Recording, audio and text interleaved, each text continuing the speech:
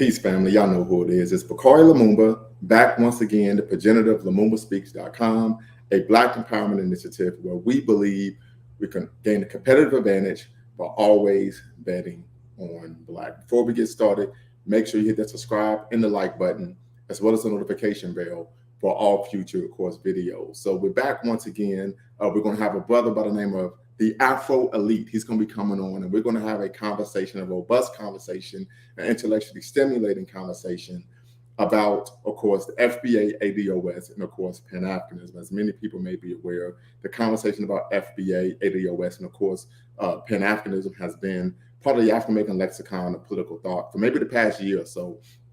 So I wanted to bring someone on and, of course, have a conversation about some of their talking points. And so the brother should be on rather momentarily. But then, of course, after we had the conversation, we would love for people to jump in, be part of the convo, put questions, of course, in the chat, or of course, jump on and be part of the conversation themselves. As you all know, here at Lumumba Speaks, we believe in what? Facts over feelings, right? And of course, you can't be intellectually disingenuous, right? So any argument that you make, you need to be able to, undergird it with factual information. I'm gonna say that one more time. Any argument that you make, it could be contradictory to my own. It's not a big deal. It's not that big a deal to me. But you have to undergird that with, of course, factual information. And last but not least, of course, here at Lumumba Speaks, we believe in always betting on Black. And we believe, of course, in the 3 N's of Black power. Those 3 N's are, of course, what? Black self-respect, self-defense, and of course, self-determination. But the first and foremost, we believe in self-respect. So we respect ourselves as Black people. We respect ourselves as people of African descent. So no one at any time on my platform can use a racial epithet to describe any Black person anywhere in the world. You may be able to do that in personal conversations in your home or even on other people's platforms, but on my platform, you can't use any type of racial epithets of any kind to describe Black people anywhere in the world. So once again, my ground rules are these 3, right? And Brother Afro Elite, he's coming on now, so I'm going to add him here.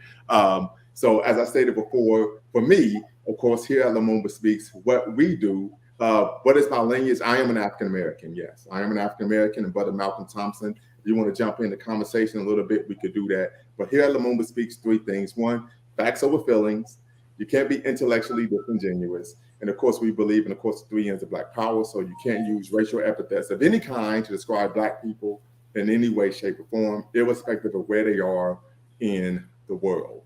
Right. So with that being said, Brother Afro Elite is here. Appreciate you, brother. Thank you for allowing me to push it back 30 minutes. Had a bunch of errands and get some things done. But please introduce yourself. Tell us a little bit about who you are, how you started or came up with the term Afro Elite.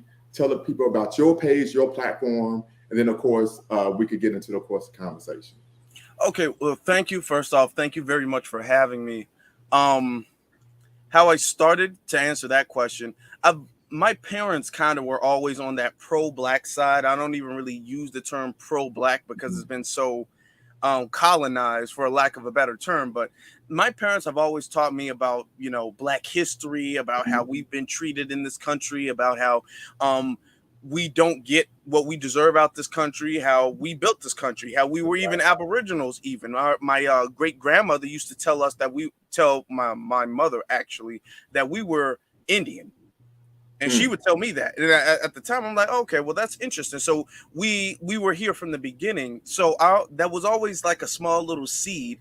But as I started growing up and as I started seeing elements of white supremacy and racism and stuff like that, that started to grow like the seed deep down inside that I had to fight against it, It was really when I was 18 and then I started like having multiple interactions with the police that made me want to become educated in the subject more and more. So I started subscribing to platforms on YouTube. It was after that, my mother saw that I was very interested in Black activism or whatever. So she had shown me this movie called Hidden Colors. Mm-hmm. And after that, my mind kind of just like opened up, like, oh my God, there's so much more to this element of activism. There's so much more to the history that I don't even know of.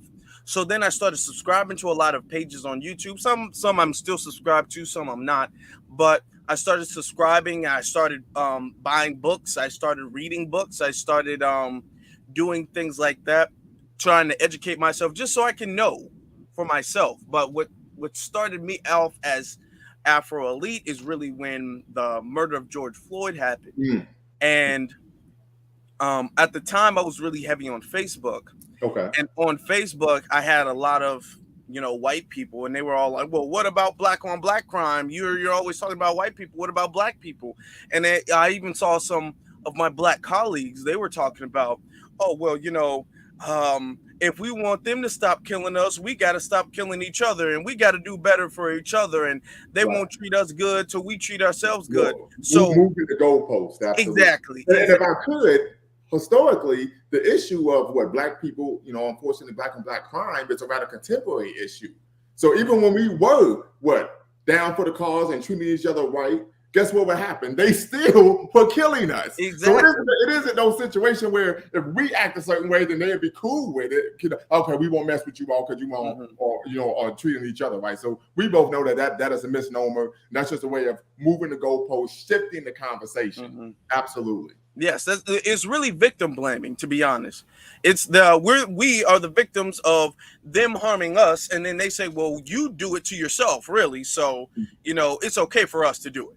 You know what I'm saying? You're right, moving the goalpost. After that, I made my first video.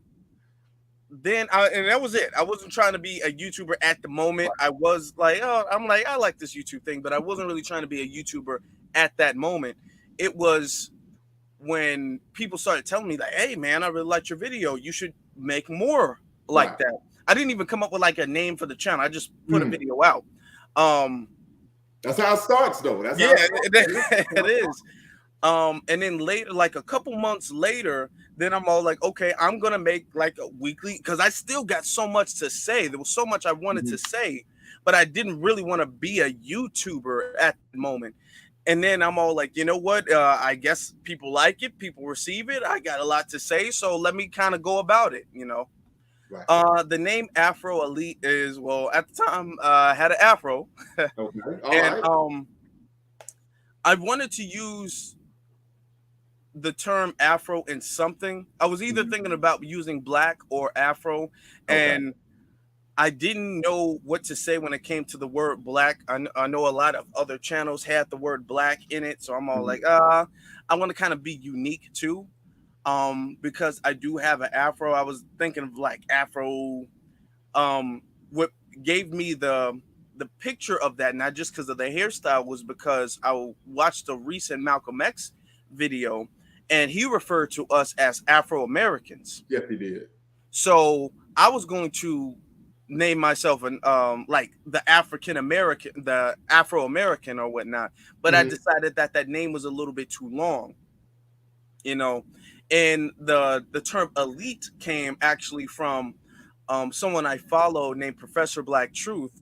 I was watching one of his videos, and he was all like, there's a difference between being a minority and being an elite. You know what I'm saying? And he was talking about, to be the best of the best and to, pretty much be elite. And I'm all like, I like that, you know what I'm saying? So I took Afro and then I put it with elite. And I'm all like, Afro, if that's like a symbol of, blackness and being proud of your blackness, and then elite being the best of the best. So I put those two together. Okay. Wonderful. Wonderful. So, and I appreciate that rundown. Appreciate the rundown. Everyone who gets to meet you and get your backstory. So where are you located? Of course, I think people may want to know that as well. Oh, Chicago. Okay, Chi-Town, shout out to Cook County. Yeah. Okay. Yeah, I've been to Chi on numerous occasions. One of my good friends used to live in Chicago. So very good. So so we're going to get into the conversation. As you know, we're going to have a conversation about FBA, ADOS, and of course, Pan-Africanism, right? I am, of course, a Pan-Africanist. I've been so for about the past 2 decades. I am also, by definition, FBA, ADOS. I am an African-American. People ask me all the time, well, how do you have the name Bakari Lumumba? It's because I changed my name about 15 years ago. Part of the reason for that was, of course, as we know, we have what Malcolm would call slave names, right? And the name that I have was representative of course, the legacy of colonialism, imperialism, racism, and of course, slavery. And I knew that when I had children, I have two, that I would not want them to carry on the legacy of having a Western European name as their surname and who they are. So I actually gave my son a actual African name before I had even changed my name myself. And so one of the things my son always tells me is that, I'm very proud of the fact that you did that, right? Even Tupac stated that he was pretty proud of the fact that he had a African name. He would always state that as a result, he was liberated from the womb, right? And that we know oftentimes when we talk about the socialization of Black children and Black people, what tends to happen is that we have to go through this process of, we're talking about nigrescence theory, where there's some type of situation that allows you to wake up and realize that anti-Blackness and white supremacy is real, right? But many people argue, such as myself, that doesn't have to necessarily be the case, right? If you're raised with a sense of course, critical consciousness from birth, you don't have to have an awakening, right? You don't have to have an epiphany to where all of a sudden at the tender age of 20 or 25 or 30, you come into being knowledgeable of course, anti-Blackness and white supremacy. Yes, very much so. So now we're going to get into the conversation. So FBA, ADOS, Pan-Africanism.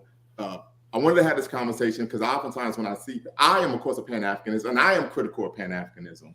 Actually, this is a not so innocent plug. My master's thesis was entitled, "Is Pan-Africanism Dead?" Right. So as a Pan-Africanist, I am a vociferous critic of Pan-Africanism. And in my thesis, I actually line out why I believe that Pan-Africanism has lost its efficacy with Black people, not only on the continent, but in the Caribbean, and of course, here in North America as well. So we want to get your position on, of course, FBA, ADOS, and of course, your thoughts on Pan-Africanism as well.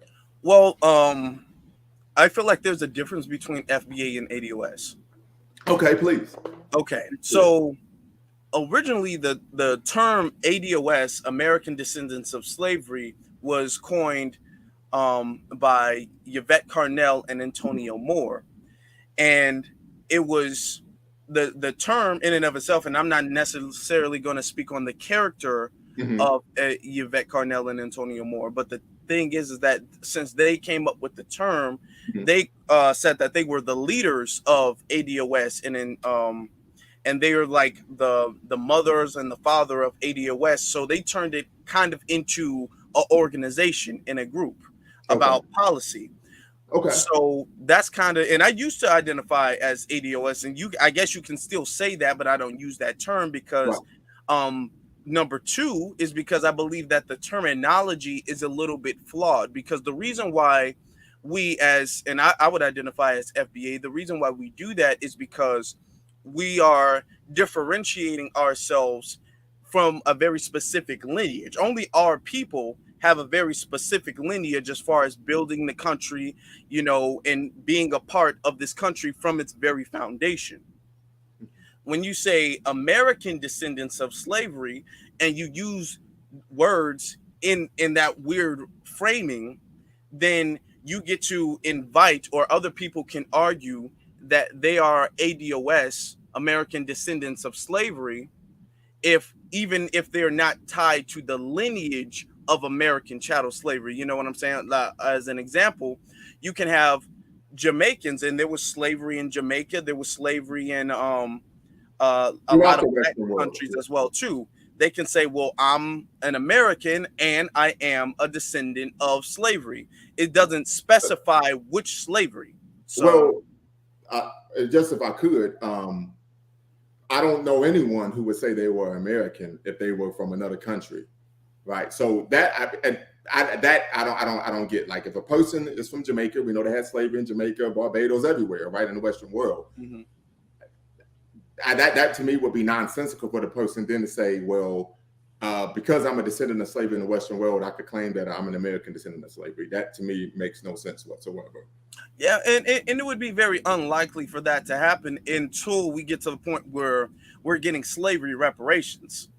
Then when I would say this, and that you're right on. And what tends to happen is whenever a particular group is getting any type of benefits, everyone tries to say that somehow they're connected. So it wouldn't just be Black folk from the Caribbean, right? Yes, of course, yeah. We even saw when Native Americans were getting some of the benefits. You had what was known as the $5 Indian. White folks started paying money to get them, right? So this is just something that people do. They see some type of benefits, they try to jump on it, backdoor their way in. So yes, you're correct. You're very correct on that, which is why I feel like the terminology that we use needs to be so airtight, because what would happen is if we allow certain terminology like African American to exist, a lot of people, like for instance, even Elon Musk can say, hey, technically I am an African American now when it comes to the benefits of being an African American, because where is the litmus test? There's a lot of articles saying that Elon Musk is an African American, actually. Who said that? There's a lot of articles, and people make jokes about it because he's from Africa and he's an American.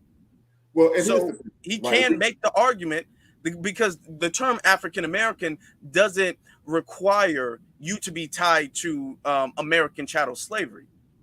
That's not like a requirement of that. It does. It's implied, but that's not a requirement for you to say I'm an African American. Well, and here's the thing, right? One, the term African American, of course, originally originated with the term Afro American. That started not with Malcolm X, but T. Thomas Fortune, right? So we're talking about almost at the turn of the 20th century. The second issue is, irrespective of what terminology a person uses, when it comes to getting actual benefits, you have to be able to prove your lineage. So you could call yourself FBA, you could call yourself AR-15. What it comes down to is you have to be able to trace your genealogy, right? And so I give an example. You have many Black people who claim that somehow they're Indians, right? But when you go to any of the Native American nations, right, you have to be able to prove it by actually tracing your genealogy. So it doesn't matter what term you use, right? The proof is the devil is in the details. And if you can't trace your genealogy, then you're SOL. Well, I mean, and I understand that part. I understand that. However, I would give slight pushback to that, because I believe that terminology is very important. If we know, like, for instance, the history of affirmative action, when affirmative action was specifically meant for our people, and then they slipped the term in minority, then next thing you know, anybody and everybody can classify as a minority. So if they say these reparations are for Black people or these reparations are for minorities, then other people can make the argument that, hey, well, technically I fit in the category of what you described these reparations are for, just like with affirmative action. So we're trying to kind of stop that problem before we get to it by clearing up the terminology, by saying, okay, well, we know you're Black, we're Black, but you don't have the lineage that we have, so we want to have a specific term for our specific lineage. And I think it actually we do. It's termed African American. People who aren't African Americans, they're Jamaican Americans, Brazilian Americans, Honduran Americans, etc. But the issue is, in order to get the proposed reparations or benefits, it's going to come down not to the terminology that you use, but to being able to prove your genealogy. Irrespective of what you could have a person go up there and say they FBA. But when it comes to getting those specific benefits, you have to be able to prove your genealogy. It's not based on terminology, it's based on genealogy, right? For example, I have life insurance, right? Mm-hmm. So, and just say I passed away. Hopefully not, right? And not anytime soon, hopefully 50 years from now, right? No, yeah, hopefully not. Right. And I have my children on my life insurance. Now, someone else could show up and say, hey, I'm Bakari Lumumba's child. Okay, right. And guess what they're going to have to prove? They're going to have to prove it through genealogy, right? It was irrespective of what they say. They could change their name and say, my name was blank Lumumba, but they're going to have to prove it through genealogy, irrespective of the terminology that's used. It's going to come down to what? Genealogy. And so I think that's what's most important, because to me, it's surface level. Like FBA, ADOS, that's surface level, right? Whenever it comes down to getting any type of benefits for any group of people, we could talk about the Japanese Americans who were interned in concentration camps, right? Internment camps. We could talk about Jewish people who got reparations from the German nation state during the Jewish Holocaust in Germany during World War II, right? They had to prove, they couldn't just say, hey, I'm Jewish. They had to prove their lineage through genealogy, right? So you had a lot of people who all over the world, they show up doing that, try to show up and say, hey, I'm one of those people, da, da, da, da. We know we probably done that before, right? And it might be something innocuous, right? You at school and they say, hey, if you made the such and such list, you could get such and such. You try to show up and be there. Then what they do, they go back and look at the paperwork and say, you didn't make the honor roll at the third quarter. Get out of here, right? So I think, so what it comes down to, in my opinion, of course, my opinion is going to come down to what? The devil's in the details. That's going to come down to, of course, lineage and, of course, genealogy. A person could call themselves whatever they want. We know that in certain communities, people call themselves men when they're actually women, right? But when it comes down to it, what? When they open up that body, guess what that body is biologically? You see what I'm saying? So that's my position, to where that's more so surface level. It doesn't change the reality of who or what, of course, you are. Well, and I understand that. I do, but I do believe that terminology and the words that we use is a little bit more important, because that will sway the way the reparations conversation goes in the first place. Because it's not like an agreed upon thing that reparations is going to be lineage based. Remember, I'm not sure if you are aware, but California just had a reparations committee, and they were arguing whether reparations should be race based or whether reparations should be lineage based. If we use the terminology that's not specifically for lineage based, when we're even having the conversation about reparations, if we use inclusive terminology when we're having the conversation about reparations, then once the paperwork is signed and everything is agreed, before they pass the checks out, we can't say, okay, well, now we want to make sure that this is exclusive. Right. So we have to make sure the terminology is the same from the beginning to the end. So that's my opinion. I would argue that the terminology already exists, and it's African American, right? African Americans are Black people, descendants of Africa, who are what? Descendants of Africans who were what? Victims of chattel enslavement. Now, when you have other Black people who come to this country, the Sudanese American, Japanese, Jamaican Americans, or whatever. But the other issue is, and it should be lineage based. I would agree with you right there, once again. However, that's going to come down to the bill stating a person has to prove their lineage going back so many generations. If they just put on the bill FBA, that means nothing. It's going to come down to the devil being, of course, in the details, right? Yeah, and we agree on that. Yeah, so with that being said, there's been a number of individuals, and I mean, I don't think you're one, but I've seen this, that have made some claims that I would argue are intellectually dishonest and disingenuous about, of course, Pan-Africanism. As I said before, I am a Pan-Africanist. My master's thesis was, of course, entitled, Is Pan-Africanism Dead? Questioning the efficacy of Garveyism in the age of globalism. However, when I see people making arguments against Pan-Africanism, they typically are making arguments about Pan-Africanism that are just patently false. So I give some examples. One I saw, and you probably follow this, but on YouTube, but he was making a claim that Pan-Africanism is based on your geographic location, which was completely false. That has never been the case throughout the history of Pan-Africanism, right? And we even trace the origin of Pan-Africanism to the Trinidadian barrister, Henry Sylvester Williams, who coined the term with the help of course, Miss Kinloch, who was a South African Black woman who was living, of course, in England. And so we know Pan-Africanism is something that was created by Black people here in the Western world, right?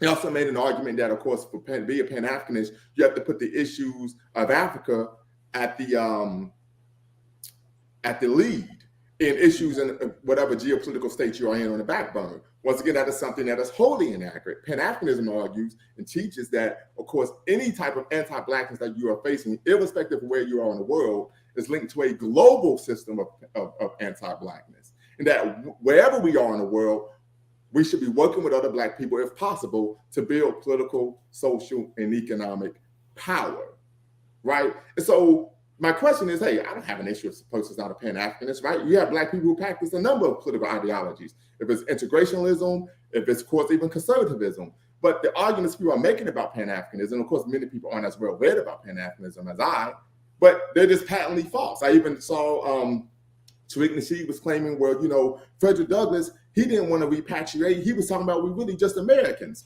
And so this is what I would call lying by omission. There was a reason why Frederick Douglass took that position. It's because Frederick Douglass was an integrationalist.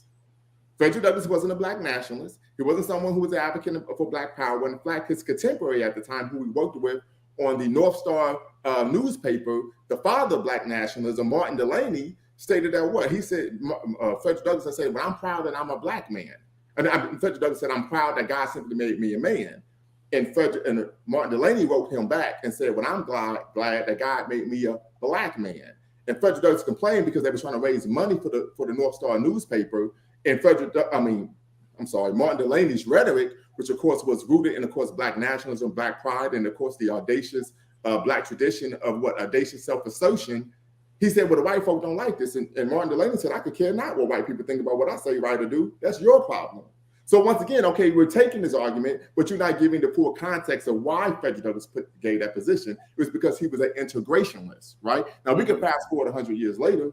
Martin Luther King was probably the greatest, most well-known Black integrationist that we've known politically, right, in African-American history. However, Dr. King had enough sense to know that on March 9th, 1957, when Ghana was the first Black nation to gain independence from colonialism in Africa, Dr. King and his acolytes had their monkey behinds in Accra, Ghana, and stated that what's going on here is connected to what we're dealing with back home, because this is a global system of anti-Blackness that we're fighting against. Mm-hmm. I'm not exactly sure about the statements that you heard, but I have heard statements against Pan-Africanism, and I have heard arguments against Pan-Africanism. I believe the best way to describe what should be instead of Pan-Africanism is what I would call, and of course I didn't coin this term, but I would say that this is what should be is a Black first mentality. A mentality that we as Black people globally throughout the world, we put our Blackness first, and the Black race is the priority, and the progression and empowerment of the Black race. But that's what Pan-Africanism is. I wouldn't say that. I wouldn't say yes, that. It is. I mean, Marcus Garvey, who was the most successful Pan-Africanist in the modern era, the concept of his movement was race first. Well, then, if that was the case, then Marcus Garvey probably didn't coin the term, because the thing is that the word pan means everything has to be reciprocal. Everything has to be both ways. I mean, if you Google the definition. No, Pan-Africanism is about what Black people globally. So here's the difference between a Black nationalist and a Pan-Africanist. A Black nationalist is someone who advocates politically, socially, and economically for the empowerment of Black people in their particular country. A Pan-Africanist is a person who advocates for the political, social, and economic empowerment of a Black person throughout the world. For example, Malcolm X, when he was in the Nation of Islam, he was a Black nationalist. When he left the Nation of Islam, he became a Pan-Africanist. Mm-hmm.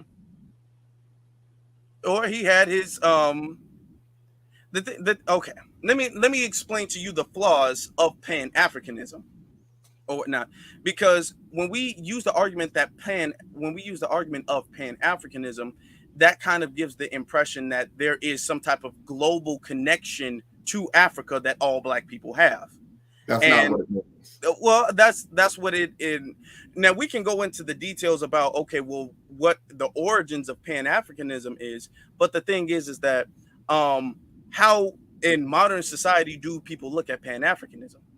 And what are the issues with Pan-Africanism? Well, and I'm going to answer your question. Most people actually don't know what Pan-Africanism is. When I was writing my thesis and I was doing research, there were African Americans who was like, well, what is Pan-Africanism? Is that a religion? So most people have a misunderstanding of what Pan-Africanism is because they actually never read anything about Pan-Africanism. When my son was 7 years old, I actually had him read a book entitled Pan-Africanism for Beginners. And if right in the book, it said what you said. It's about Black folks everywhere in the world. So if it's about Black first, then why is it not more efficient to say Black first? Well, because from a Pan-African standpoint, people use the term African and Black interchangeably from a Pan-Africanist frame of reference. Now, what most people would do is they would go get someone who isn't a Pan-Africanist, have them say something, and then say, well, see, he said X, Y, Z, and that's not congruent with what you said Pan-Africanism is about, but that person isn't a Pan-Africanist. That would be like me being a Christian and then making an argument about Islam that is on its base inaccurate, and then getting the person who's not a Muslim, and then saying, well, see, he said it, but that person isn't a Muslim. Mm-hmm. And I understand. And part of it is based on this. Historically, right, in order for the African to become a slave, and I'm actually citing the work of Dr. Ali Mazuri, who was the head of African American Studies at the University of Michigan. In his book, A Triple Heritage, there was a process of de-Africanization and then, of course, racialization. So where we were supposedly stripped of our African lineage and heritage, history, heritage, and culture, and then given a racial identity. Now, what we do know, if you ever study anthropology or the history of African American culture, is that there are a number of forms of African cultural retention in African American culture, right? Not only from religious institutions, but from social and even how we raise our children. So Malcolm even mentioned this when he was in the nation. He said that even though we have been removed from the African continent for X number of years, he said what they found was that the success of the Black Muslim movement, when it was being led by Malcolm, was African ties, African identity, African culture, so on and so forth, right?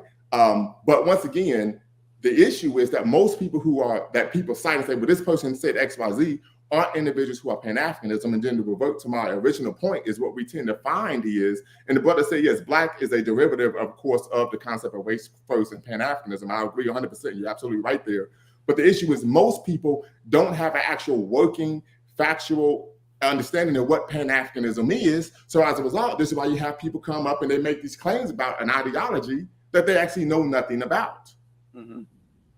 Well, and I have to say that, I mean, I have maybe 20, 30 books in my library on Pan-Africanism. I mean, I had to read this stuff because I had to write a thesis on it. Okay. Well, if based off Malcolm X also did say we were Aboriginal as well, too. I'm not familiar with Malcolm ever saying that.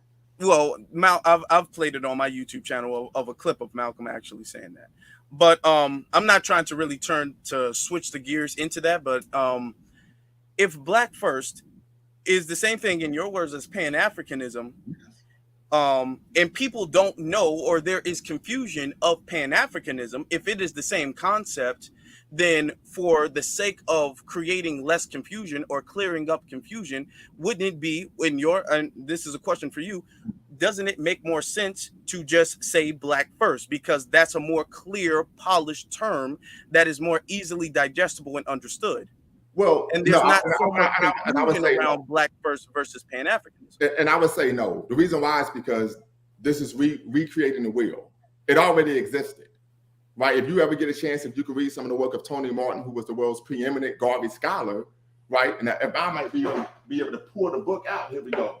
It's called Race First, right? The Ideological and Organizational Struggles of Marcus Garvey and the Universal Negro Improvement Association, right? Marcus Garvey was quoted as stating that in a world full of wolves, of global anti-Blackness, the only solution is race first, no matter where we are in the world, right? The second issue, in terms of answering that question, is, once again, part of the reason why most people don't know about what Pan-Africanism actually is, and I actually stated this in my thesis, is because Pan-Africanism has promised so much and delivered so little. Think about it. You may not be familiar with the Ghanaian novel, The Beautiful Ones Are Not Yet Born, where it talks about post-independence Ghana, right? And basically the author's arguing that, hey, we believe that ushering in this period of independence and Pan-Africanism will bring about tangible benefits right away, right? But as a result, in the last 60 years, Malcolm X was killed, Thomas Sankara was killed, Patrice Lumumba was killed. We had Western-backed coups in Libya and Ghana and so throughout the world, right? And so as a result, it promised so much and delivered so little to where people say, well, maybe this isn't working because what it was supposed to bring about, it didn't bring about. And that was what? Political and economic independence from white hegemony. Mm-hmm. So and the argument I make in my thesis is that Pan-Africanism has been reduced to simply cultural organizations that teach people about their history, heritage, and culture. No, what we need to do is we need to be developing institutions to serve the needs of our people. For example, I dated this sister from South Sudan. She was a baddie too. She was a model. Woo, right? Wish that could have worked, right? And we went to a South Sudanese wedding in Pittsburgh. So we get there, and I'm like, yo, man, what the hell is this? It's at a white church. The people are singing, I love Jesus and all this stuff. So I'm like, what the hell is going on here? Right? And so I went to the restroom, and then I saw the list of all the services that these white missionaries were providing. And I said, no wonder they got them. They're actually providing bread and butter, tangible benefits.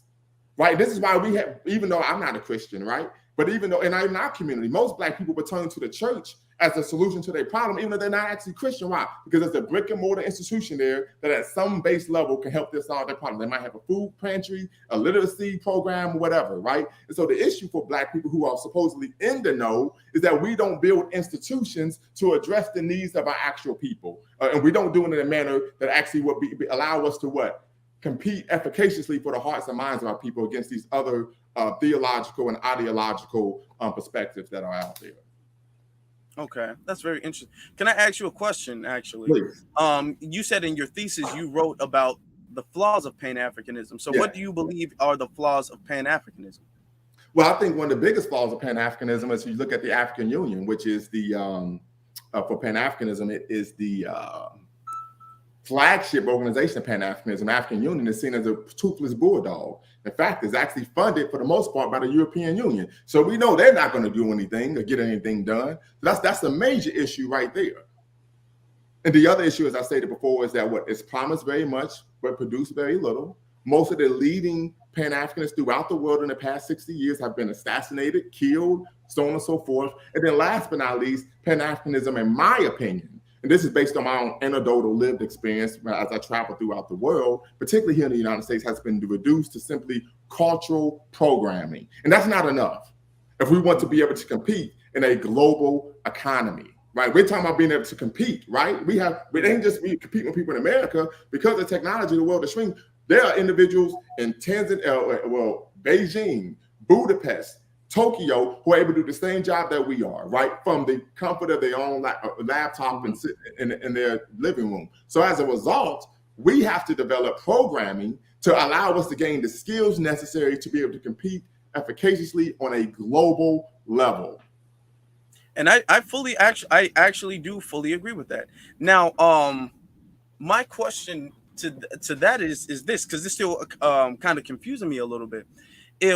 Because based off of what you're saying that Pan-Africanism is Black first.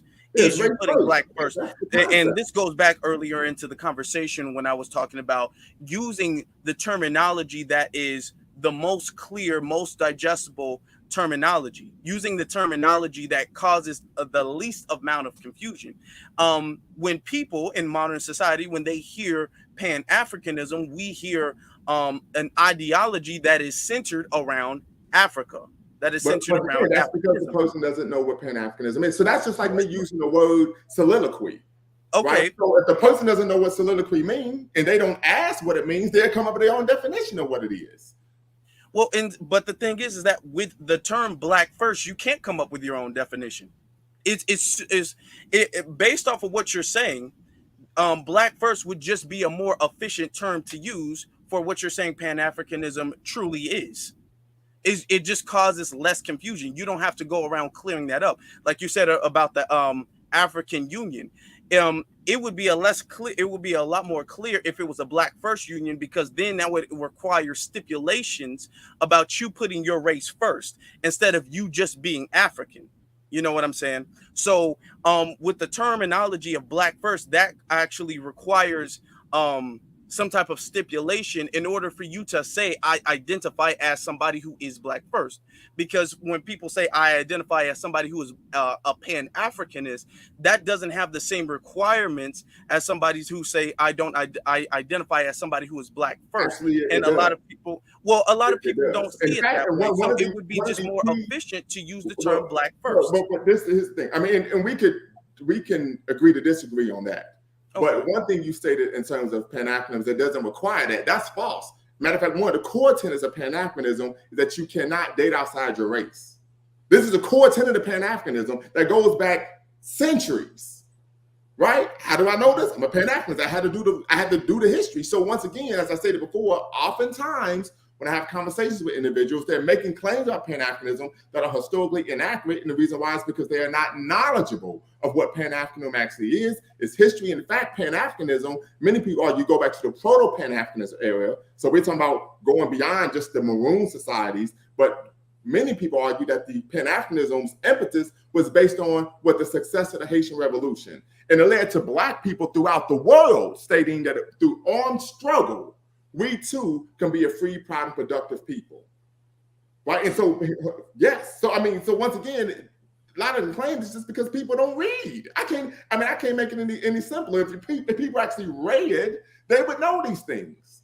Well, I mean, and the thing is that I feel like right now, because you said that Pan-Africanism didn't really pan out, and so what I've argued is that I say that a question, is it dead? And I gave the reasons why it's dead. It's because the leaders, the preeminent leaders of Pan-Africanism, the majority of them were assassinated, thrown in prison, so on and so forth. And so it promised very much, but delivered very little because it was such a threat to what global white supremacy. Well, even the Bush administration even acknowledged that the biggest threat to America's access to what foreign resources on the continent was Pan-Africanism. Even Kwame Nkrumah said what he said, we have a nationalistic, abovely nationalistic rather than Pan-Africanist approach, would simply be played against each other like pawns on a chessboard. Okay, I understand that. That's now, we played against each other just in America based on living in a different neighborhood. Okay. Right? I grew up on the South Side, you grew up on the West Side, you from K-Town and I'm from Inglewood, so we beefing. I mean, it's just idiotic. And I agree with that. Now, my thing is, do you not feel like, based off of what you're telling me, it seems like you're trying to reteach what the origin of Pan-Africanism is? You're doing a lot of damage control because the ideology of Pan-Africanism is distorted in people's mind, and which you won't have to do if you use the term Black first. Another thing too is the fact that Pan-Africanism gives the implication that, okay, every Black person is in this boat and we all have to go help each other. We all have to be helping hands for each other and uplift each other. Now, with the Black first mentality is we have the understanding that all Black people around the globe. One moment. Give me one moment.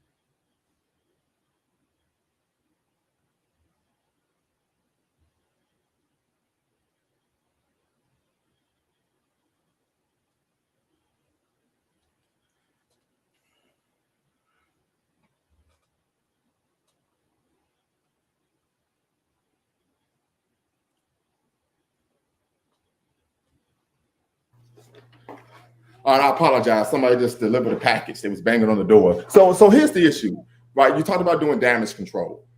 No, I actually am a critic of Pan-Africanism. The issue is people are making claims about Pan-Africanism that are patently false, right? Just like if someone made a claim and said, well, Christianity believes that Peter was the Messiah. I'm not even a Christian, but I would say that's not true. That's not doing damage control. That's proper education. The other issue is that when you make the claim that being a Pan-Africanist automatically assumes that if a person is Black, they're going to be down for the cause. But then if B won, that means that people are down for the cause. No, it's still based on a person's political ideology. We know this. There are Black people throughout the world who don't view being Black, don't view being African, person of African descent as their most salient identity. Some people view their religion, some people view their gender, some people view their sexual orientation. Mm-hmm. So just using the term B1 doesn't mean all of a sudden people are going to coalesce and all of a sudden be down for the cause. Yeah, well, I disagree with that, and I feel like it does, because the thing is that with B1, that requires that means you partner up with other people who are B1. You can vet people who are B1. The thing is that with Pan-Africanism, like I was just stating before, with Pan-Africanism, everybody has to help each other out like this is a unified family, which is beautiful in theory. But the thing is that everybody is not like that. With B1 requires you to team up with other people who are on code. Pan-Africanism requires you to just help and empower other Black people just in general. And the thing is that has been a flawed movement. That movement has flaws in it. Now with the B1, the thing is that encompasses a filtering system that Pan-Africanism didn't encompass. That is why B1 that is historically not accurate. So I'm going to ask you the question: have you ever met a Pan-Africanist or been part of a Pan-Africanist organization? I used to be a Pan-Africanist. Have you ever? You didn't answer the question though. Okay. Have you ever met one or been part of a Pan-Africanist organization? I've never been a part of any like organization, so to speak, but I've met Pan-Africanists, yes. So if you were part of a Pan-Africanist organization, you would know that if the person doesn't are not grounded in the ideologies and the core tenets of Pan-Africanism, we don't go out and help them. That's not how it works. I would know because I've been a Pan-Africanist for 2 decades. And I would have to question if you have been a Pan-Africanist because you weren't able to give me an actual definition of what Pan-Africanism was. The claim that you made about Pan-Africanism were historically and contemporarily inaccurate. Okay, but the thing is, the flaw you have, sir, the flaw you have, in all due respect, is that you're really describing B1 as Pan-Africanism. No, you're describing B1 as Pan-Africanism. Because the terms, first off, words in general, and this is just the human language, words, terms, all of these things, none of that has a concrete, solidified, unchangeable definition. Words are just sounds that people make. And the thing is that Pan-Africanism, for all intents and purposes, Pan-Africanism does not represent what you are saying it represents. That is not. You are going back to the very origins of Pan-Africanism. There's a to substantiate this. Okay, but the thing is, this is why I said. Okay, sir. At the top of the show, one of the core rules is not being intellectually disingenuous. There is a century of scholarship on Pan-Africanism that aligns with what I'm saying. So it isn't just because I'm saying this. I'm talking about from the 19th century to today. There is a century of scholarship that supports what I'm saying as historically accurate and factual. Okay, so let me ask you a question. Let me ask you a question then. What is your issue with the term Black First? Why is there so much pushback from you if Black First and Pan-Africanism truly means the same thing and the requirements are the same? Why is there so much pushback? It's a derivative of Pan-Africanism. That's number one. The second issue is when I've come in contact with individuals and I stated about what FBA, ADOS, B1, they make claims about Pan-Africanism and Black people who are not African Americans that are just patently false. And I would give you some examples because I stated when I make a claim, I have to undergird it with factual information. So one of the things we hear people saying is, well, these Black immigrants, these African immigrants from the Caribbean and Africa are eating off of what we built here in America. Now, when you actually critique that, it's not true. That is true. That's very true. I'm going to tell you why. If you look at from the Pew Research Center, the top 5 nationalities of people who have in the past 3 years that have immigrated to America are Mexican, Chinese, Indian, Filipino, and from El Salvador. Not from the continent, not from the Caribbean. So if anyone is eating, it would be Latinos, Asians, Indians, and Filipino people. Who is saying that they are not eating though? Hold on. Here's the other issue.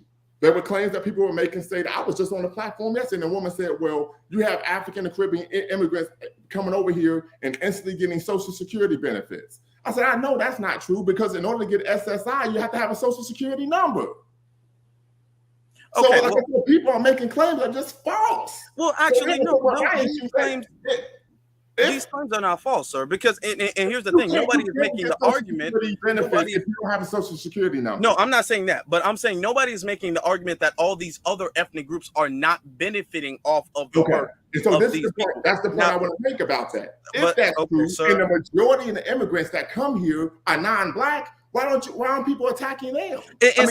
Okay, now here's the problem. That is the problem. We have been addressing them. I've personally been addressing them for years. We've been addressing how the Hispanics have been benefiting off of our work, how the Asians have been benefiting off of our work. We address that. The issue is that Pan-Africanists have very narrow sight when it comes to what we claim we advocate for. The thing is that we can address that not Native Americans, we can address that Hispanics and Asians all benefit off of the work that we do, but that does not make it any less true that Africans and Caribbeans also benefit off of the work that we do. All of the people who immigrated to this land after America was built immigrated and benefit off of the work that foundational Black Americans do. That immigrated here were white folk. Sir, I mean, even modern times, the people who immigrate off from whatever their homeland is, when they come over here, they are benefiting off of the work that our ancestors built. And I would argue the reason why people are only attacking Black people because they're the softest target. I disagree because, and see, that's the flaw of Pan-Africanism. That's the flaw of Pan-Africanism because no, that's just not Pan-Africanism. That's the flaw of a lot of modern Pan-Africanists. Because the thing is that when we are critical of people from the diaspora, then it's always okay. You're only attacking Black people. We've had years of addressing the racism in the Hispanic community, the racism in the Asian community, the fact that they piggyback off of our work, the fact that they take credit for our work, the fact that can you give an example of our work and. We have to acknowledge that, but you can acknowledge multiple things at the same time. Yes, you can. But can you give an example? You said that they take credit for our work. Could you give an example of the Latino community taking credit of the work of African Americans in America? Yes, a lot of Latinos imply that they built this country. You have one Latino. His name is American Cholo. He has a podcast, and he claims that Hispanics built the country too. You have Asians who claim that they built the railroads, and all of these things that's true. Are historic. No, that's historically inaccurate. Asians did they dealt with forced labor, right? No, that's historically inaccurate, and I wrote that down in my YouTube video. No, it's historically inaccurate, sir. Because the thing is that nobody captured them and forced them to come here. I never said that. Off their own volition. I never said that. I never said anyone. If they came here off their, you can't say something is forced if you came to do it. No, I didn't say it was forced. All I'm saying is they did build railroads. This is something that happened. They built railroad. They did. Okay, here's That's the thing. I'm saying. I didn't say they were forced. I didn't say they were enslaved. Okay, so they weren't forced. They weren't enslaved. Were there railroads here prior to them coming here and building railroads? And when they were here, they were building railroads. I teach history at the okay, yes. The thing is that saying that when we built railroads when we came here and saying we built the railroads are not necessarily the same thing. They're not the same statement because one implies that, okay, when you got here, then you started building railroads. Another implies that railroads were built because you came here. And that's the difference. They make the argument that railroads were built because of them. They are the reasons for the railroads. They are not the reasons for the railroads. They have, but that's how they frame the argument. They have built railroads. But what I can say, it is historically accurate that Asians built railroads. Now, what I will say, okay, and I'm not disagreeing with that, but did they build? Now, here's the and this is all the way circle back to earlier in the conversation when it comes to the term. When they say Asians built the railroads, that gives the implication through the terms and words that you are using that the railroads are here and the Asian people who came here and they are responsible for them.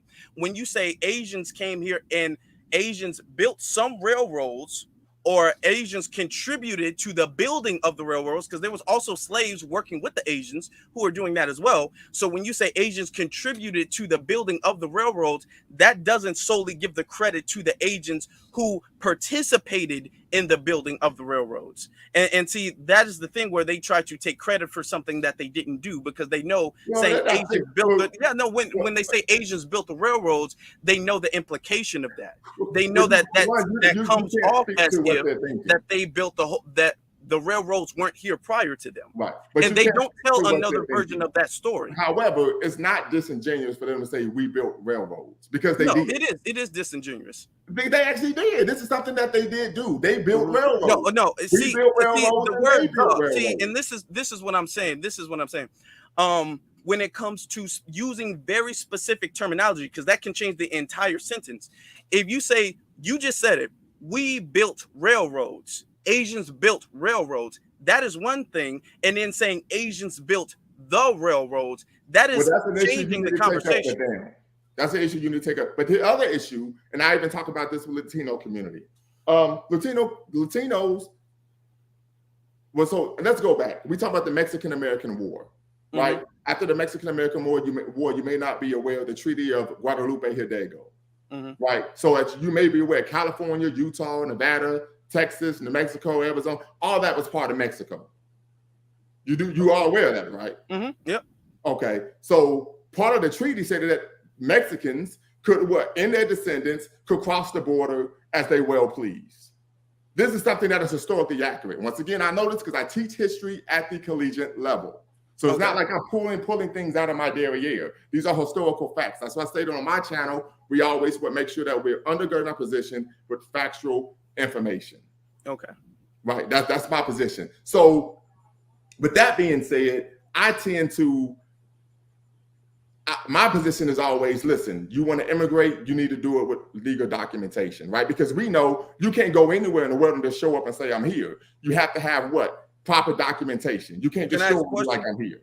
Can I ask you a question? Are you saying that Latinos and Hispanics built the country? Is that what you implied in that statement? I just want to be clear. I wouldn't say that, because we do know, and I'm gonna even go broader, not just America, but we know that the Industrial Revolution was financed based on what? The backs of African slaves. This is the reality. Prior to the transatlantic slave trade, the wealthiest places in the world were what was considered the Orient, the Far East, and of course, West Africa.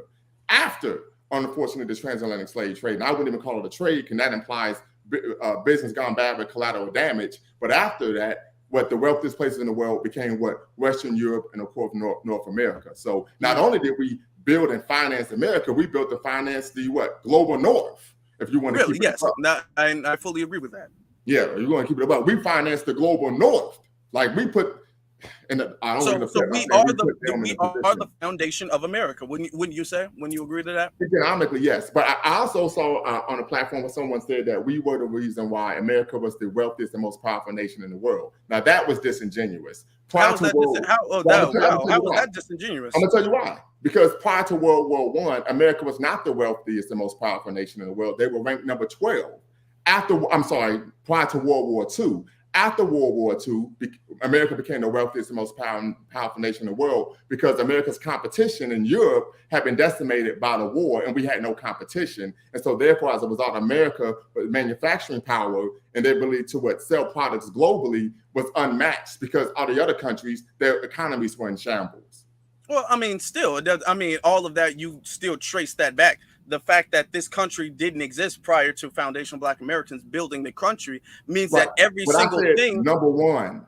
You said using language that's very specific. Mm-hmm. I said number one.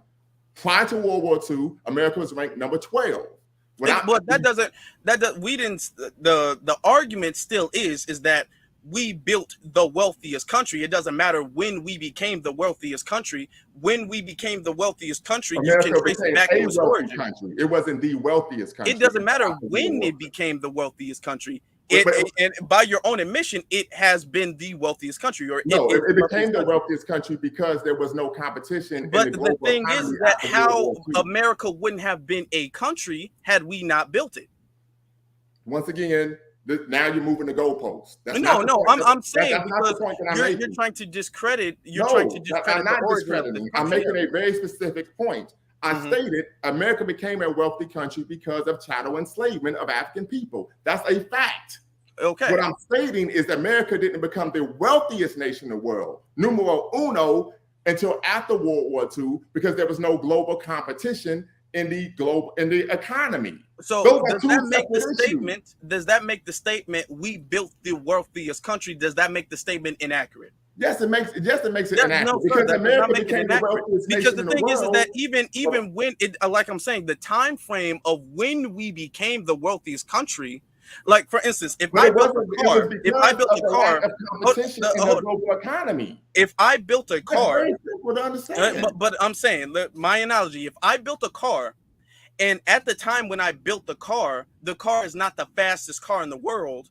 But then 10 years down the line, this car became the fastest car in the world. I still built the fastest car in the world. It would be because No, sir. But the thing is that I still built it. It doesn't matter how the people who still built it still built it. The people who still built it still built it. We still built the country. It does matter how. Okay, so then who did build the wealthiest country in the world then? The devil's in the details. And Sir, you're looking at the nuance and you're majoring in the minors. Because I'm majoring in the major. That's a major issue. This is how America became a superpower. That's a minor thing, because I'm talking about the origin of the country.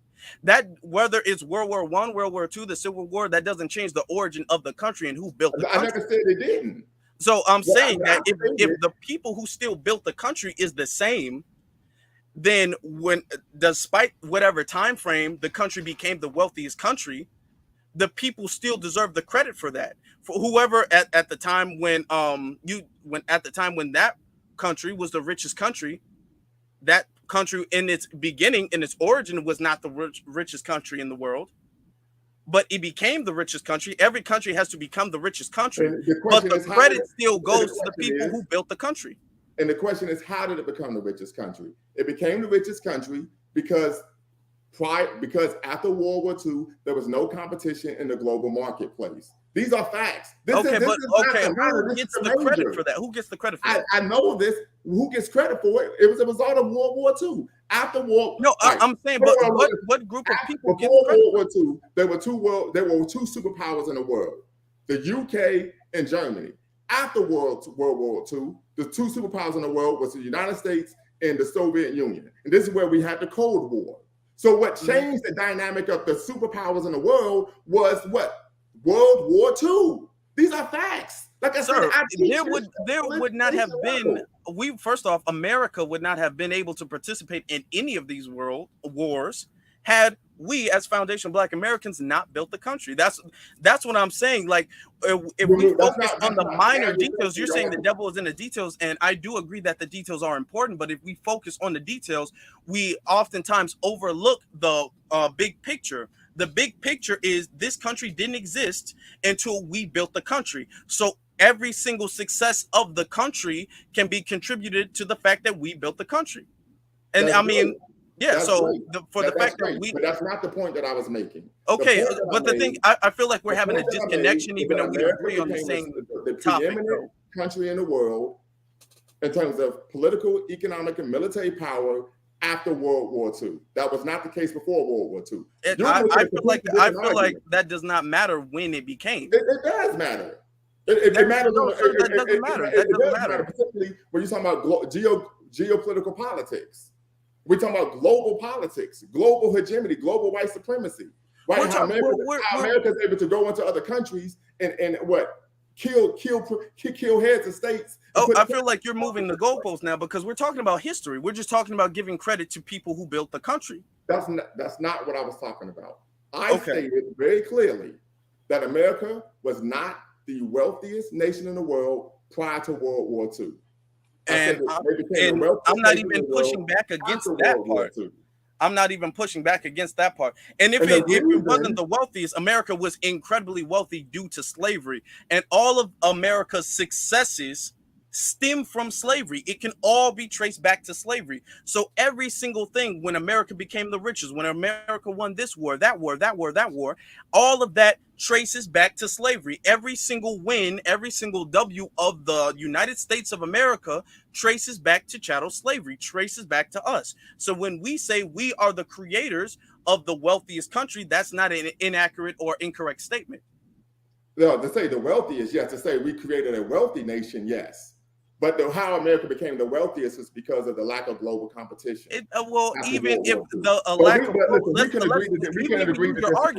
Even if we use your argument, and it was the lack of global competition, where was America still had to have wealth in general? Because it's not like America was the poorest and then everything got wiped off the map. So the fact that America wasn't the poorest is because of us. Why is I just conceded that point. That's what I'm saying. We built the wealthiest. So let's move on, because like I said, you're moving the goalposts. No, sir. I feel like you're being disingenuous. I mean, that argument, but okay. The argument that would be as like say the argument I'm making is the same as, and I'm trying to use a colorful example. You might be you're in Chicago. You're familiar with the Chicago Bulls. They're saying, okay, Michael Jordan was the best player in the world, right? However, the Bulls didn't win 2 championships in 94 and 95 because Jordan retired. And as a result, the Houston Rockets won.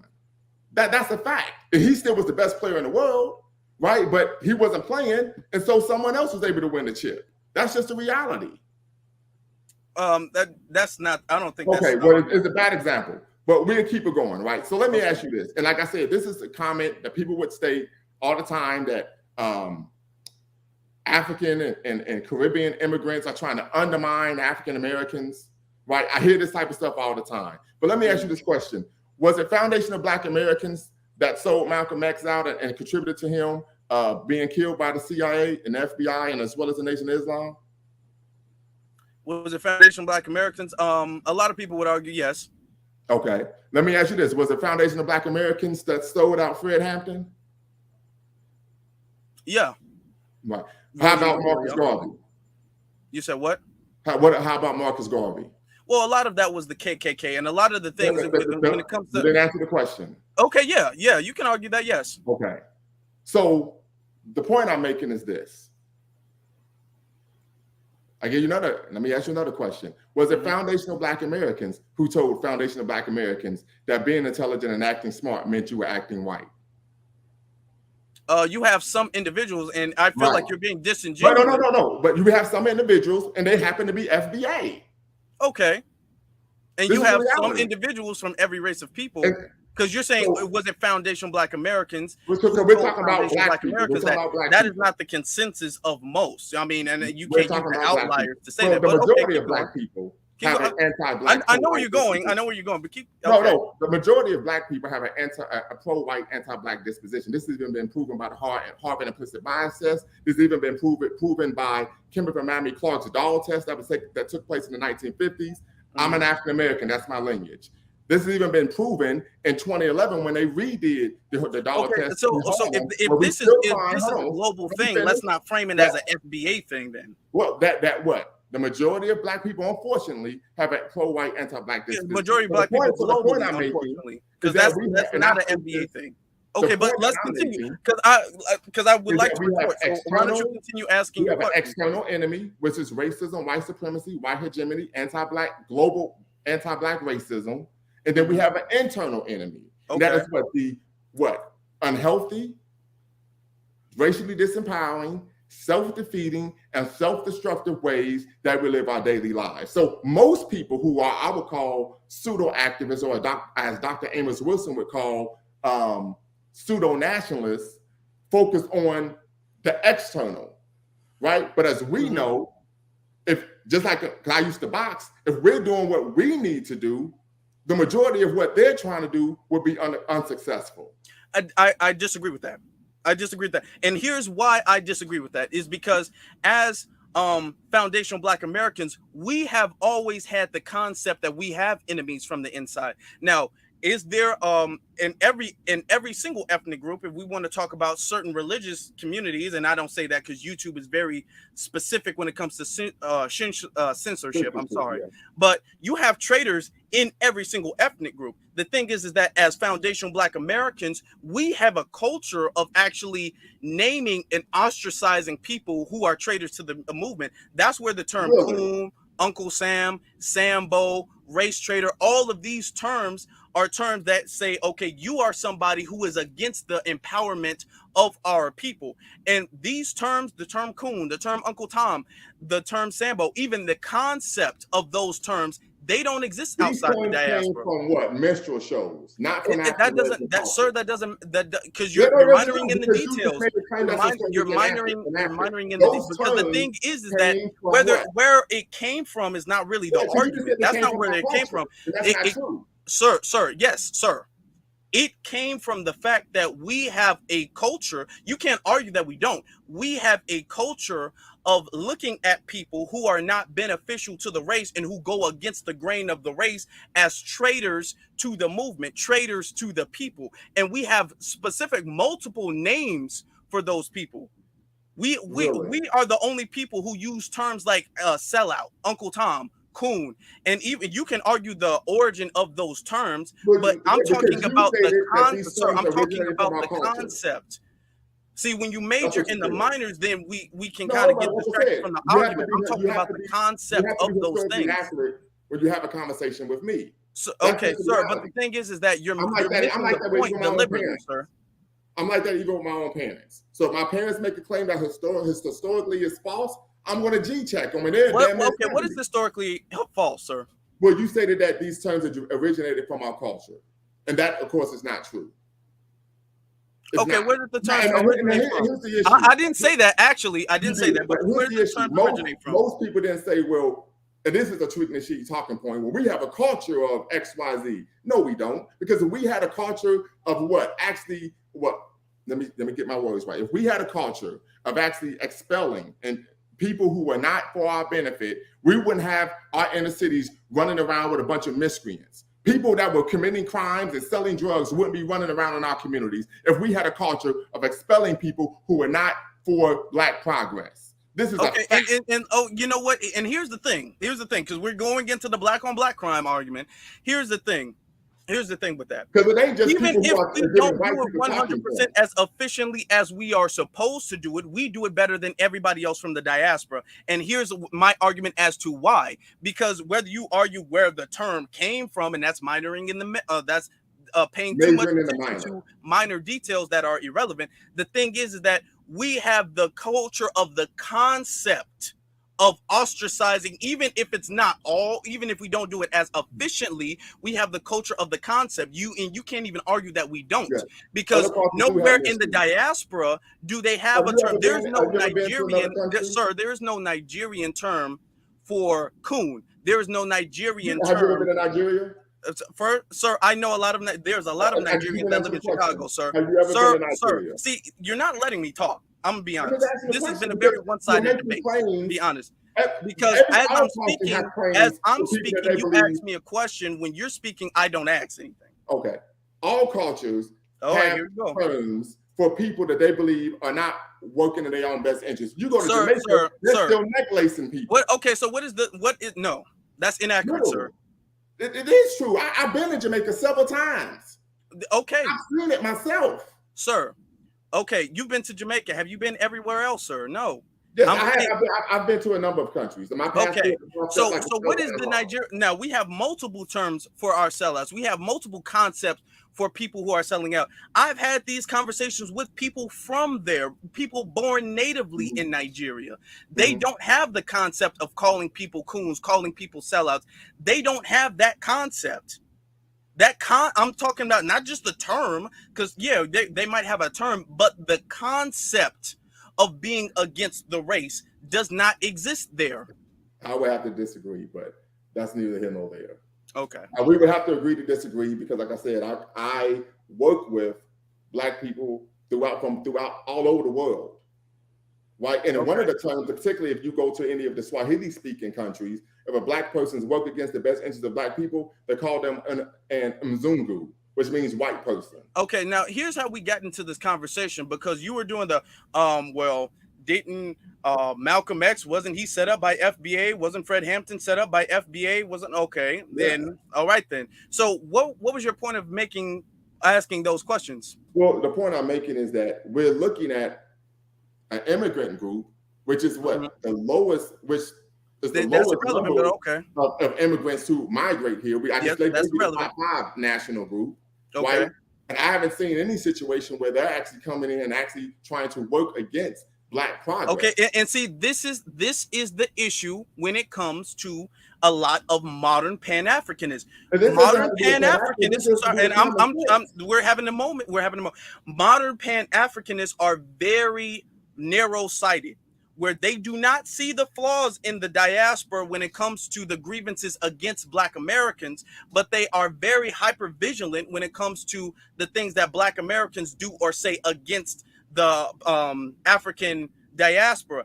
That is the issue with that, because the thing is that a lot of people from the diaspora who come over here, a lot of them do go against the grain when it comes. It doesn't matter how the percentage of who immigrates here the most. Nobody argues that they immigrate here the most, but the thing is that when they immigrate here, they do not immigrate here on a what you would call a Pan-Africanist or a Black first mentality. Look, I never claimed that they were Pan-Africanists, but I'm saying, can you give me some examples of them trying to undermine African Americans? Okay, I can give you several examples. There's a lot of people. We just recently, I think, and a couple years ago, we had a panel talking about reparations. I can show you a clip where there's a lot of news anchors, there's a lot of politicians who come over here. I'm forgetting the names off the top of my head, but they come over here and they get into politics, and then they say things like, we don't need a Black History Month. They come over here and they get into politics and they see that, and they say that we need to, they say that we need to pull ourselves up by our bootstraps. They come over here. They're African Americans who say the same that doesn't matter. That's relevant. That's an irrelevant point, because nobody is arguing, sir. Nobody is arguing that there is not. The thing is that we are not arguing that there is not, but there is a different energy. It's a different concept when you're coming over to a native land and you're looking at the people and you're saying those people need to pull themselves up by their bootstraps, versus you being a native person and you're saying our people need to pull ourselves up by our bootstraps. Either way is wrong, but they're not the same thing. And the argument of whataboutism is, and I wouldn't agree with whataboutism. You're getting into whataboutism. You know what I'm saying? I wouldn't agree with anyone coming over here and speaking ill of African Americans. Okay, but you just asked. You literally, sir. You gave me an example because you literally asked me for an example, and I provided you one. And I just said I agree with that. And I agree. No, there's no pushback. I just said I wouldn't agree with anyone doing that. Okay. I would have a problem with any group of people coming over and saying, y'all need to do X, Y, Z. I would say myself, who the hell are you to come over here and tell us X, Y, Z? You ain't been here. And that's the energy that we're having. That's the energy that we're having. Right. But what I also know is that for the most part, and I'm going to bring this together, if a Black immigrant makes that statement, and if an African American makes that statement, they are someone who is politically immature. And most Black people who are politically immature are then financed and put in positions of power by the white power structure. We can both agree with that. If I didn't understand, what's that? Stacey Dash. She's extremely politically immature. She started speaking against Black people. Next, you know, she had a platform. She was a paid consultant on Fox News, the whole nine. Right? So we find that no matter where the Black person is from, what happens is if this Black person is promoting some type of anti-Black rhetoric, matter of fact, this is what they call inorganic Black conservatives. So, you know, you have white think tanks that go around finding Black people who are disenchanted with the Black community, irrespective of their national origin. And then what? They give them some talking points and put them on TV. And then next, you know, they have a platform. This is something that white conservative think tanks do. Now, I don't agree with any Black person from anywhere in the world coming over here and speaking ill of African Americans. I wouldn't agree with that at all. When I go to other countries, I don't speak ill of the Black people in those countries. But what I'm making the argument is that irrespective of the person's origin or lineage, that's someone who's politically immature. And as a result, Kanye West, he be on that dumb shit too. But as a result of that, these people are then given a platform, and then of course they give them money, and then they're able to spew this type of ridiculous rhetoric. And then another example would be, what's that? Kanye West isn't really a politician. I wouldn't. No, he's not. But he's given a platform. But what's that? She was. Well, he's not given. Here's the thing. But Kanye West isn't given a platform because of his political views. Kanye West was given a platform because of his artistry, and then he stated his political views. I feel like that it was raised up to level. But Kanye West was already a super profile star. But he was. But what was the name of the Black actress? She used to be on the Cosby Show when she was young.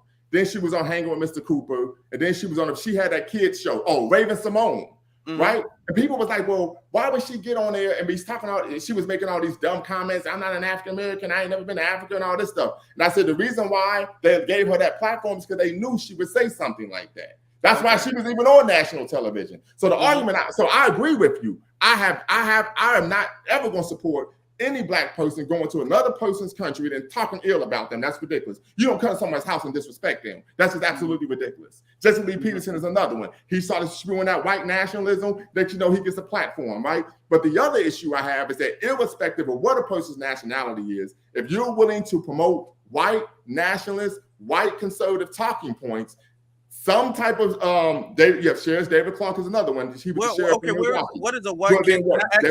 I'm confused by your statement. What is white conservative talking point?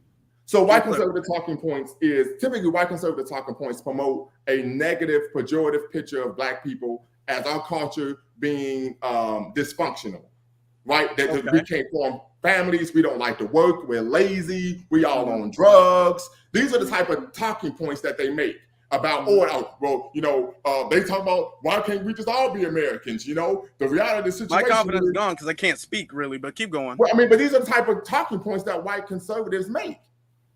Right, about Black people. And so then when you find a Black person who's willing to internalize these things and then spew them themselves, they get a platform. Okay. So the thing is that even though I agree with you, the thing is pattern recognition. And the thing is that the grievance is not the same. The grievance of somebody from within the culture, within the lineage, doing something against the lineage is not the same as somebody being allowed to come here based off of the work of the lineage. And then when they get here, undermining the lineage. The grievance is not the same at all. You have Nigerian tribes that are arguing and beefing with each other. And they do things against the lineage. That is one thing. It is a completely different thing. And everybody would see it as a completely different thing if I, as a foundational Black American, go to Nigeria and do the same thing, because the grievance is not the same. And see, that's what we're saying. Even if you have foundational Black American who speaks negatively against reparations, that's one thing. It's a completely different thing when you have a non-foundational Black American Black person who speaks negatively against reparations, because truth be told, you don't qualify for reparations. So you really don't get a voice. And the thing is that what the dominant white society does is the dominant white society tends to vet the people who are coming over here. So we agree. They vet the people who are coming over here, and then they give those people the biggest platforms, because more than likely, based off of pattern recognition of who they allow to come over here, based off of pattern recognition, they know that those people who come over here are going to be against the grain of Black empowerment. So they give them the biggest platforms. Some of the biggest anti-reparationists are non-FBA. I can show you videos of Candace Owens, Kamala Harris, all of these quote unquote Black people who are on reparations. They are non-FBA. So this is what we're saying. We're not saying that we don't have any Black Americans that go against the grain. We are saying that it is a different grievance, and that we need to start circling the wagons when it comes to non-Black Americans are going against the grain. I'm not saying that all non-Black Americans are going against the grain either. That's not my argument. I know you might have heard that someplace else, but that's not my argument. My argument is the fact that anybody who goes against the grain needs to be handled accordingly. And the thing is that if you are not from the land, if you are not from the soil, if this is not your homeland, you going against the grain doubles your grievance, doubles the offense. That's what it is. Yeah. Okay. Right. Well, there are a number of African Americans who are some of the leaders of anti-reparations. If you we want to do a competition where we list the people who are of FBA lineage, and then we list the people who are of non-FBA lineage who go against the grain of reparations. I think there would be more who are FBA. To be I would disagree with you. I would disagree. Now, even if you talk about the number, let's talk about the level of their platform, sir. Well, once again, like for instance, who has a bigger platform? What FBA person at the moment has a bigger platform than Kamala Harris or Barack Obama? Those are the two biggest Black people when it comes to politics ever, period. And they are non-FBA, and they have done grievous things to harm and foundational Black Americans. And who voted for them? African Americans. Yeah, and because of Pan-Africanism. Because of Pan-Africanism. Because we thought a Black person automatically has another Black person's back. Because a lot of Black people were not Black first. That had nothing to do with Pan-Africanism. The people that voted for it don't even know what Pan-Africanism is.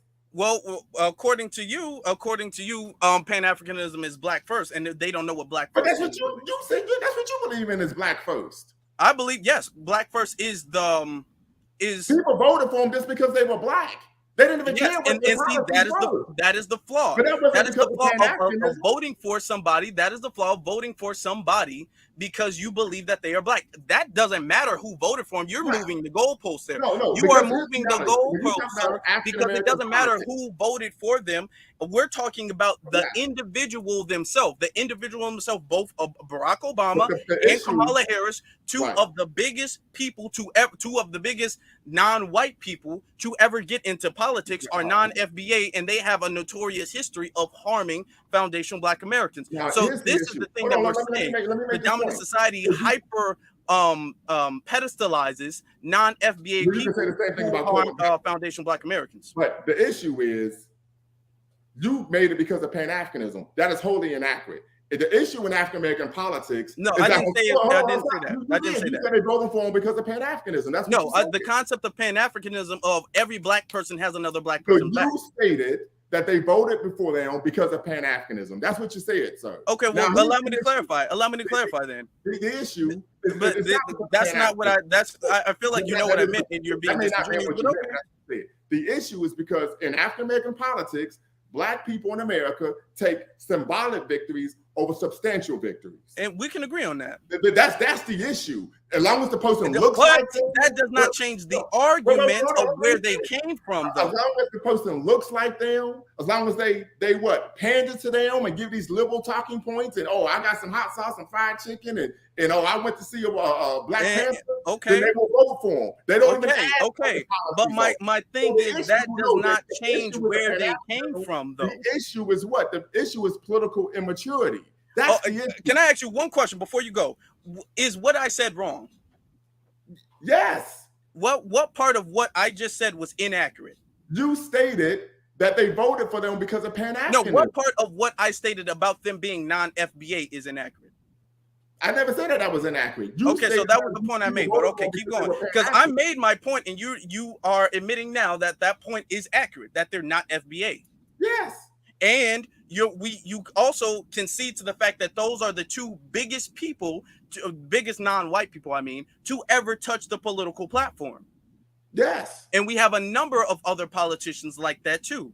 Yes. So and we agree too, that the grievance of being a traitor to the race is doubled and is higher when you are coming from a place that isn't your homeland. When you are going to another person's homeland and you are disrupting that person's homeland, that's like a child. That's like you said you had children. That's like a child coming to your house and wrecking your house. That's different from your child wrecking your house or breaking your table. That is the argument that I'm making. However, they got into the house because Black FBA. It doesn't matter why they got into the house. It doesn't matter. They only get there. No, sir, it does not matter. It does matter. Sir, no. Sir, okay. Okay. Even if we make that argument, that does not take away from the fact that the grievance is more. Okay, let me ask you a question. I'm just asking a question. Does that, yes or no, take away from the fact that the grievance is higher, the grievance is more severe, or the grievance is more egregious if the person is coming from or if the person is an outsider coming in, causing confusion and disruption and chaos versus the person already being within there? Personally, for me, I think it's yes and no. Right, because for me, and I'm gonna answer the question. I'm gonna tell you why. If you are in my home, right, you know what the values are, and if you are a turncoat when you know what the values are, I don't believe in hell, but you have a special place in hell to me. For me, I wouldn't expect an outsider to adhere to the values of my household the way members of my household would. But the point I'm making is that they were voted into office because of Black people's collective political immaturity. And I agree. I've never stated that Black people very recently. They are traitors to our race, and they should have never been elected. And I agree. I fully agree with you on that. And the thing is that I feel like you're trying to make that an argument, and that's not an argument for No, me I'm because saying me and you both agree. Me and you both agree that a lot of black people have been politically immature, and we've been voting for what we call the lesser of two evils instead of voting for a candidate that actually best serves the community. Yes. So we fully agree on that. My argument wasn't that at all. I'm not saying that. My argument was the fact that somebody coming in from outside of the land, from outside of the lineage, coming in to cause confusion, disruption, or doing something harmful to the native population there is a higher a grievance than somebody from within the lineage doing that. You know what I'm saying? For instance, if we look at crime, for instance, we look at the crime of a white person. Because we hear all the time, oh, black on black crime, black on black crime.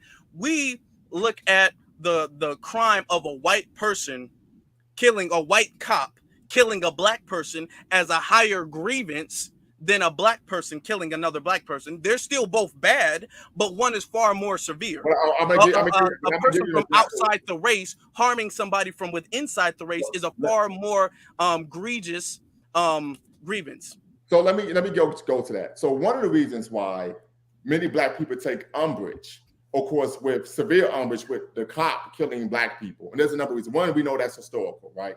The other issue is that if we break this down, is that it would be the same as, okay, you pay taxes. Your house catch on fire, or a house is going to catch on fire. The fire department is supposed to put the fire out.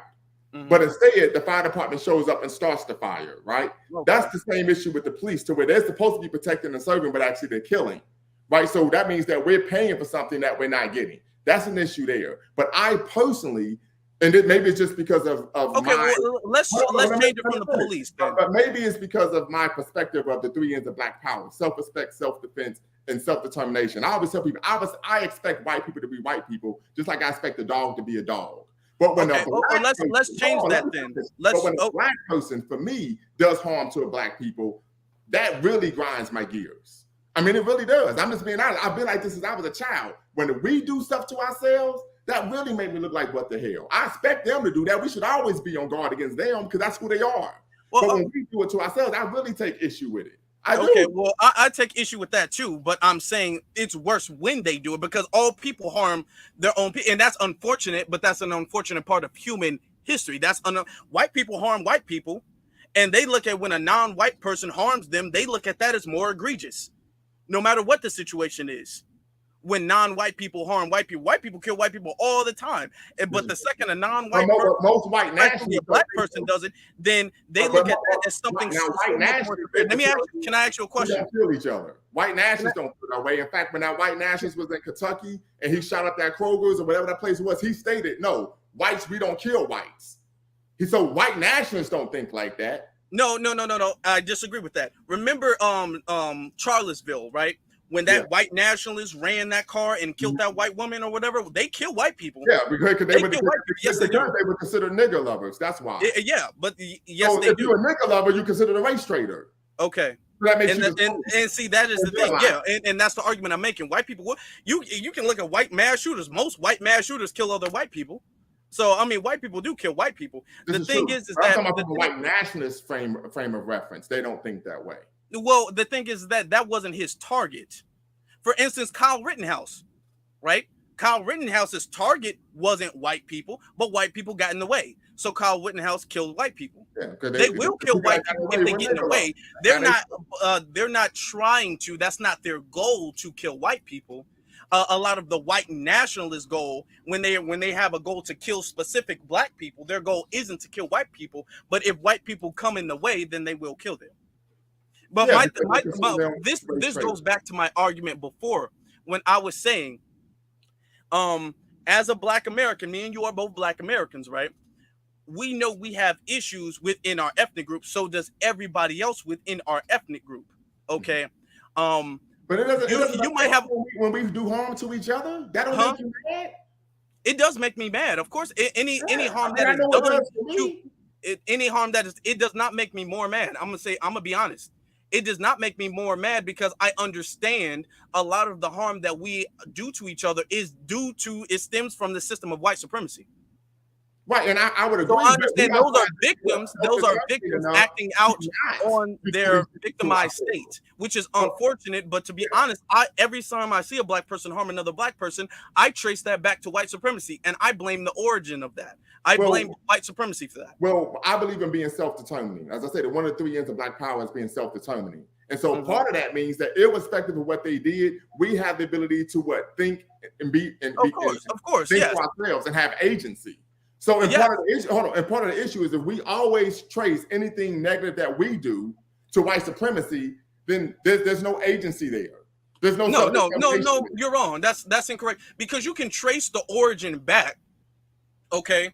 There's a difference between responsibility and blamefulness. You can blame the black person for acting out on the victimized state of white supremacy, but the responsibility for putting that black person in that condition is white supremacy. No, the responsibility is on us. We control our behavior. The responsibility is on us. The thing is that when you put people in a condition, and this goes globally throughout the world, when you put people in a condition, and that person kind of the condition that you place the person in makes a person coarse, makes a person hardened, makes a person less civilized. You can't say, yeah, I'm looking at the black person for the black person's agency, though. But we always, and this is how you find justice, you always have to go to the origin of the issue.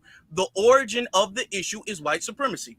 Well, so 2 things could be true at the same time.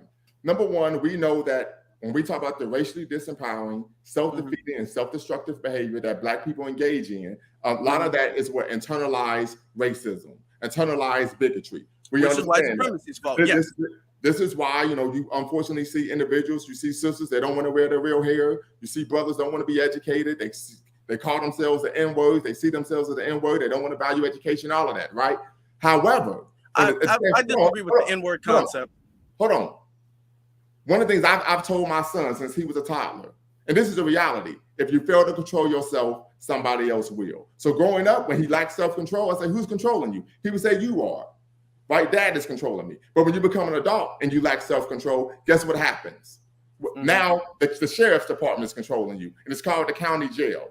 Right? So the reality of the situation is, irrespective of what position that we are in, no matter where we are in the world, we have to practice agency. We have to practice self-determination. We have to practice the ability to control our person. That is a reality, because irrespective of the origins of where many of these negative behaviors come from, the reality is in today's world, we're still going to be the ones who are held accountable for the behavior.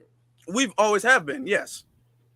So, and I agree. And where we disagree, sir, is the fact that I'm saying that we can blame, like you said, you can do 2 things at the same time. You can blame the person for acting out on their victimized state, but you also have to blame white supremacy for that as well too. You can't say, oh, well, just that's to pull yourselves up by your bootstraps mentality. It's called self-control. That's what every no. You can have self-control, and you can still say, let's look at the origin of what molded this person into being the type of individual that the person is.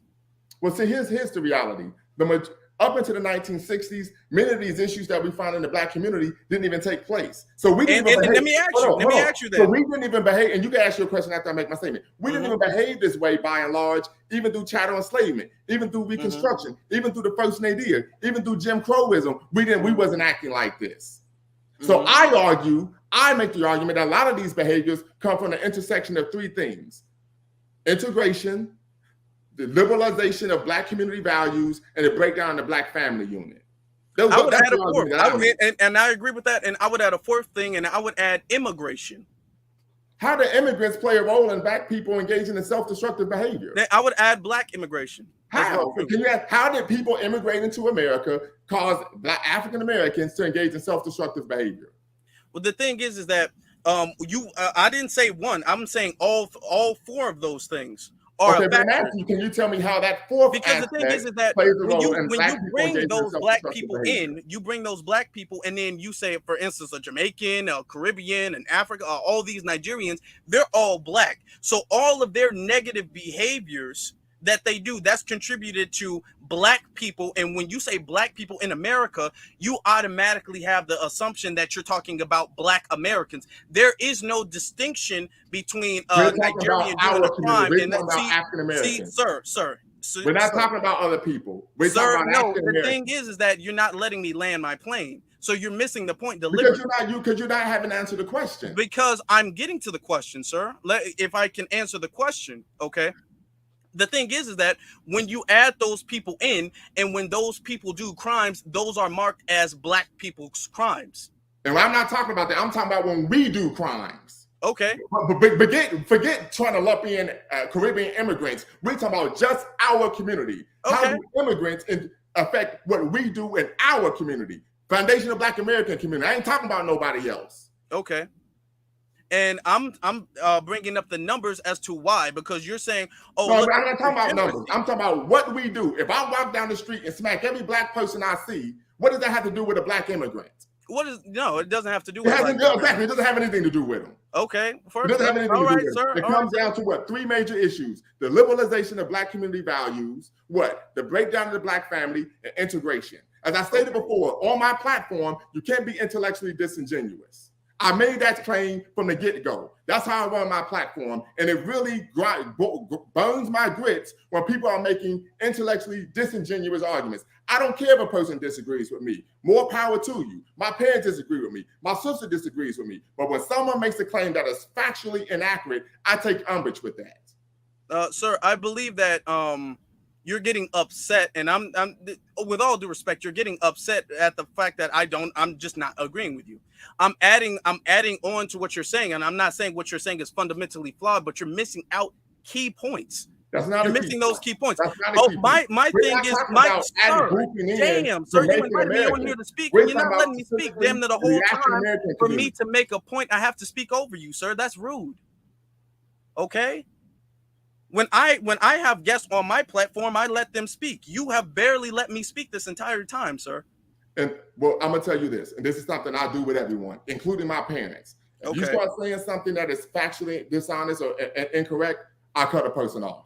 Okay, well, if that is the case, how can you have a healthy debate, sir? How can you have a healthy debate with somebody if the second you disagree, you're cutting that person off? It's not about disagreeing. I don't have a problem with someone saying something I disagree with. Okay, but I have a problem with someone making a claim that is false. If you have, sir, I'm a debater. Even if you have a debate, you still have to let that person finish their point before you retort.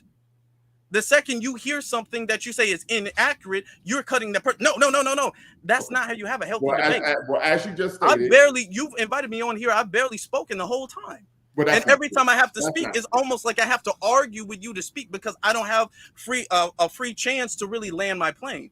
Well, as I stated, and you just stated that black people engaging in self-destructive behavior has nothing to do with black immigrants. Now, you try to lump in, maybe they try to lump in the numbers together, but even if you take the numbers out, if we engage in self-destructive, self-defeating, racially disempowering behavior, that has nothing to do with black immigrants. It has nothing to do with Chinese immigrants. It has nothing to do with anyone. It has to do with the way that we live our daily lives. And nobody is saying that Foundation Black Americans are perfect, at least not me. I'm not saying that Foundation Black Americans are perfect. I'm not saying that we don't have any room to improve.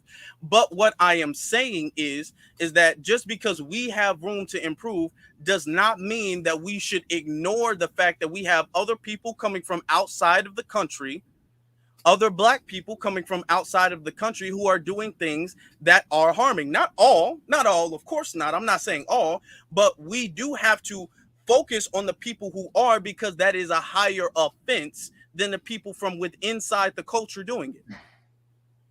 Right. Because of the fact that they wouldn't even be here had it not been for our people, had it not been for us building the country, number one, fighting for the country, number two, and then fighting for the rights for them to come here, number three. Had it not been for us doing all three of those things, they wouldn't even be here. And they have the audacity to come here and then to create confusion, harm, and chaos in the community. That makes it a higher offense. Chaos in our community. We do that enough ourselves. Just keep it a buck. We do that enough ourselves. Doesn't matter. That's not the argument, sir. I didn't say that we were. That's not the argument, sir. Most immigrants, as many people who promote your FBA concept, argue that immigrants don't even associate with African Americans. So how could they be causing confusion if they don't even associate with us? That's the thing. completely First off, I'm not sure where you were hearing me because you're saying a lot of FBA. FBA is just a term. I could give you two examples. Tariq Nasheed has made these claims, and the brother on the Uncle Field on the African Diaspora News channel have made these claims. Made the claims of what? That they don't associate with us. So once again, if they're not associating with us, how could they then come into our culture and communities and create confusion? You can clearly do that. You can easily do that. Because when you get into politics, you don't have to associate yourself as an African American. A lot of the people who are arguing, and I can show you a clip if you want to see it. A lot of the people from the diaspora who argue that we don't deserve reparations, they don't have to associate with black people to be in conflict with black people. They can easily say, "Hey, well, I'm a Jamaican and I be against." I don't know if you have seen it, but I can easily show that to you. I can show you how they can be disconnected with Black Americans and still create chaos with Black Americans. That can easily be done. And I'm not saying, I am just saying that it is time, because we have overlooked it for so long. It is time that we also, and I'm not saying only, but also focus on that aspect of the issue. Can you give me some examples of Black immigrants causing chaos and confusion in our community? This is even something people in the chat are asking. Like, okay, so are you talking about like specific crimes or something like that? No, I'm not talking chaos or confusion, not committing a crime. You say chaos or confusion in our culture. Okay, yeah. A lot of the rap, like you're talking about like the black on black crime. So I'm assuming that you're talking about like the degeneracy of the culture. You have, for instance, a lot of rappers out here who are rapping about murdering and killing and harming and doing all these drugs and stuff like that. Mm-hmm. A lot of them are non-FBA. You have a lot of them are FBA as well. Doesn't matter. That you're missing the point. But here's the thing. You have a lot of people who are also in the political film. You have a lot of people who are also in the political realm too. Okay. Here's the thing. You keep making the argument of whataboutism. That is not. No, I'm not talking about what about. What I'm saying is you're saying that they're causing the confusion. I'm saying that the issues you bring up. No. I got you again. See, that is the thing. When you use specific terminologies and when you use specific words, it completely changes what you mean. I didn't say that they are causing the. I never used the word, sir. Let me finish, sir. I'm not using the word the. I am using the word confusion. They don't have to be the only people doing it. They don't have to be the originators of the people doing it. Wow. If they are doing it, it needs to be addressed. That is all I'm arguing. Because when you say, you guys are saying they are causing the issue, we're not saying that they are causing the issue. We are saying that there are a percentage of them that are causing an issue and they need to be addressed. But the thing is that you, sir, are making a straw man argument by saying that we are arguing that they are causing the problem and they are the problem. That is not the argument that we're making. That's the straw man argument that you're making for us. We are acknowledging that they cause a problem and that problem needs to be addressed. Okay, they cause a problem. Well, once again, as I stated before, you said that they're causing confusion by promoting degeneracy in rap lyrics. I don't like the degeneracy in rap lyrics. I think we can agree on that, right? I tell my daughter wants to be a B-girl. Well, she is a B-girl. Let me not say once. She's going to watch this and jump up, right? And I told my daughter, you need to know that there's a difference between rap and hip-hop, right? And KRS-One put it best. He stated rappers spit rhymes that are mostly illegal. MCs spit rhymes to uplift their people, right? And we know that hip-hop is a subculture of African-American culture that is focused around 5 key areas, right? We're talking about DJing, MCing, B-boying, B-girling, the dance. Then, of course, we're talking about, the clothing as well, right? So there's 5 core aspects of hip hop. I would agree with that. However, the only issue I have, and I don't listen to it at all. I can't listen to it. I don't let my kids listen to it. But that type of music being made was already taking place within our community. And I would argue, and this is the argument I always make, that when Black people were actually controlling hip hop, we saw that there was levels of Afrocentrism, Black consciousness, promoting education. Even the image of Black women was promoted as something that was, you had to respect Black women. Black women were critically conscious, right? This is why Queen Latifah had a song, UNITY, who you calling a bitch? So we know that, right? However, unfortunately, when white people saw that you can make money off of this is when we went from what fight the power to what gin and juice, right? And these are historical facts. I actually had to take a class during my undergraduate career on African American music, and we learned these type of things. Even the rapper Jadakiss, we talking about JADA, got beef with the feds and the DA, right? He talks about how he was actually had an interview on YouTube where he had mentioned that he had made a song, and the executives who he said weren't Black folk actually told him this song don't have enough MFs and M words in it, so you need to rewrite it. Okay, yeah, and I'm not disagreeing with that, but that's the whataboutism argument. So the origin of that, and what I always argue is that I argue that the artists who make this type of music are sellouts. And I would agree. Can I ask you a question? Let's say now you have. I don't have children, but you have children. Let's say your children are taking crayons and they're drawing on the wall. You would tell your children to stop that. That happened before. Okay, but with respect, you would tell your children to stop. You look at that like that is a problem. That's something that you shouldn't be doing.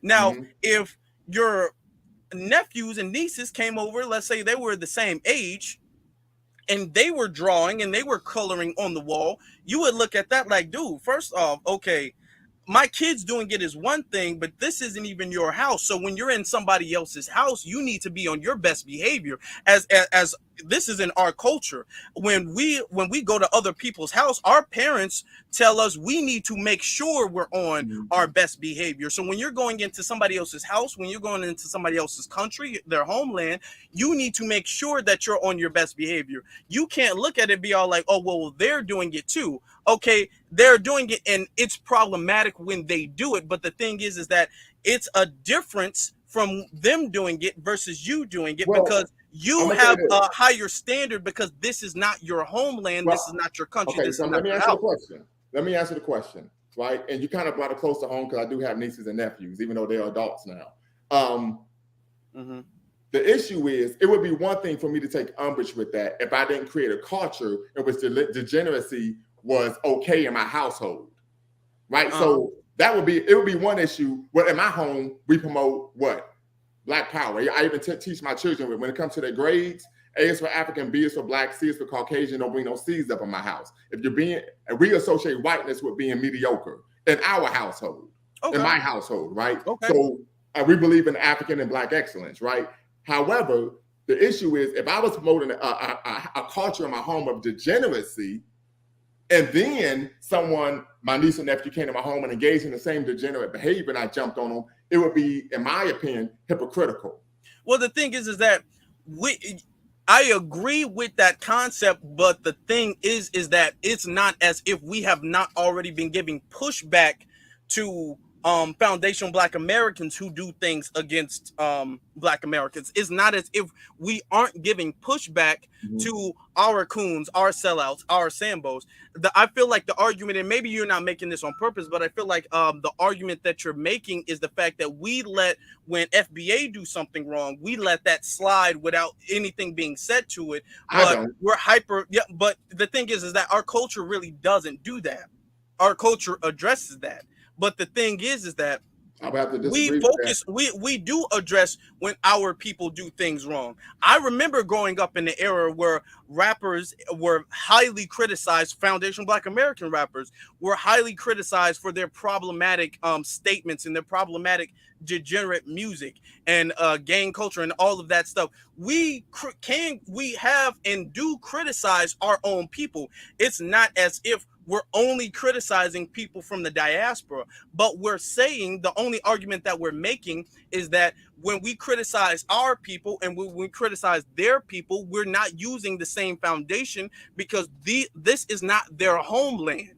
So they need to come especially correct, because our people are the reason, the sole reason that they were even able to come here in the first place. So that's the energy that we're approaching the issue with.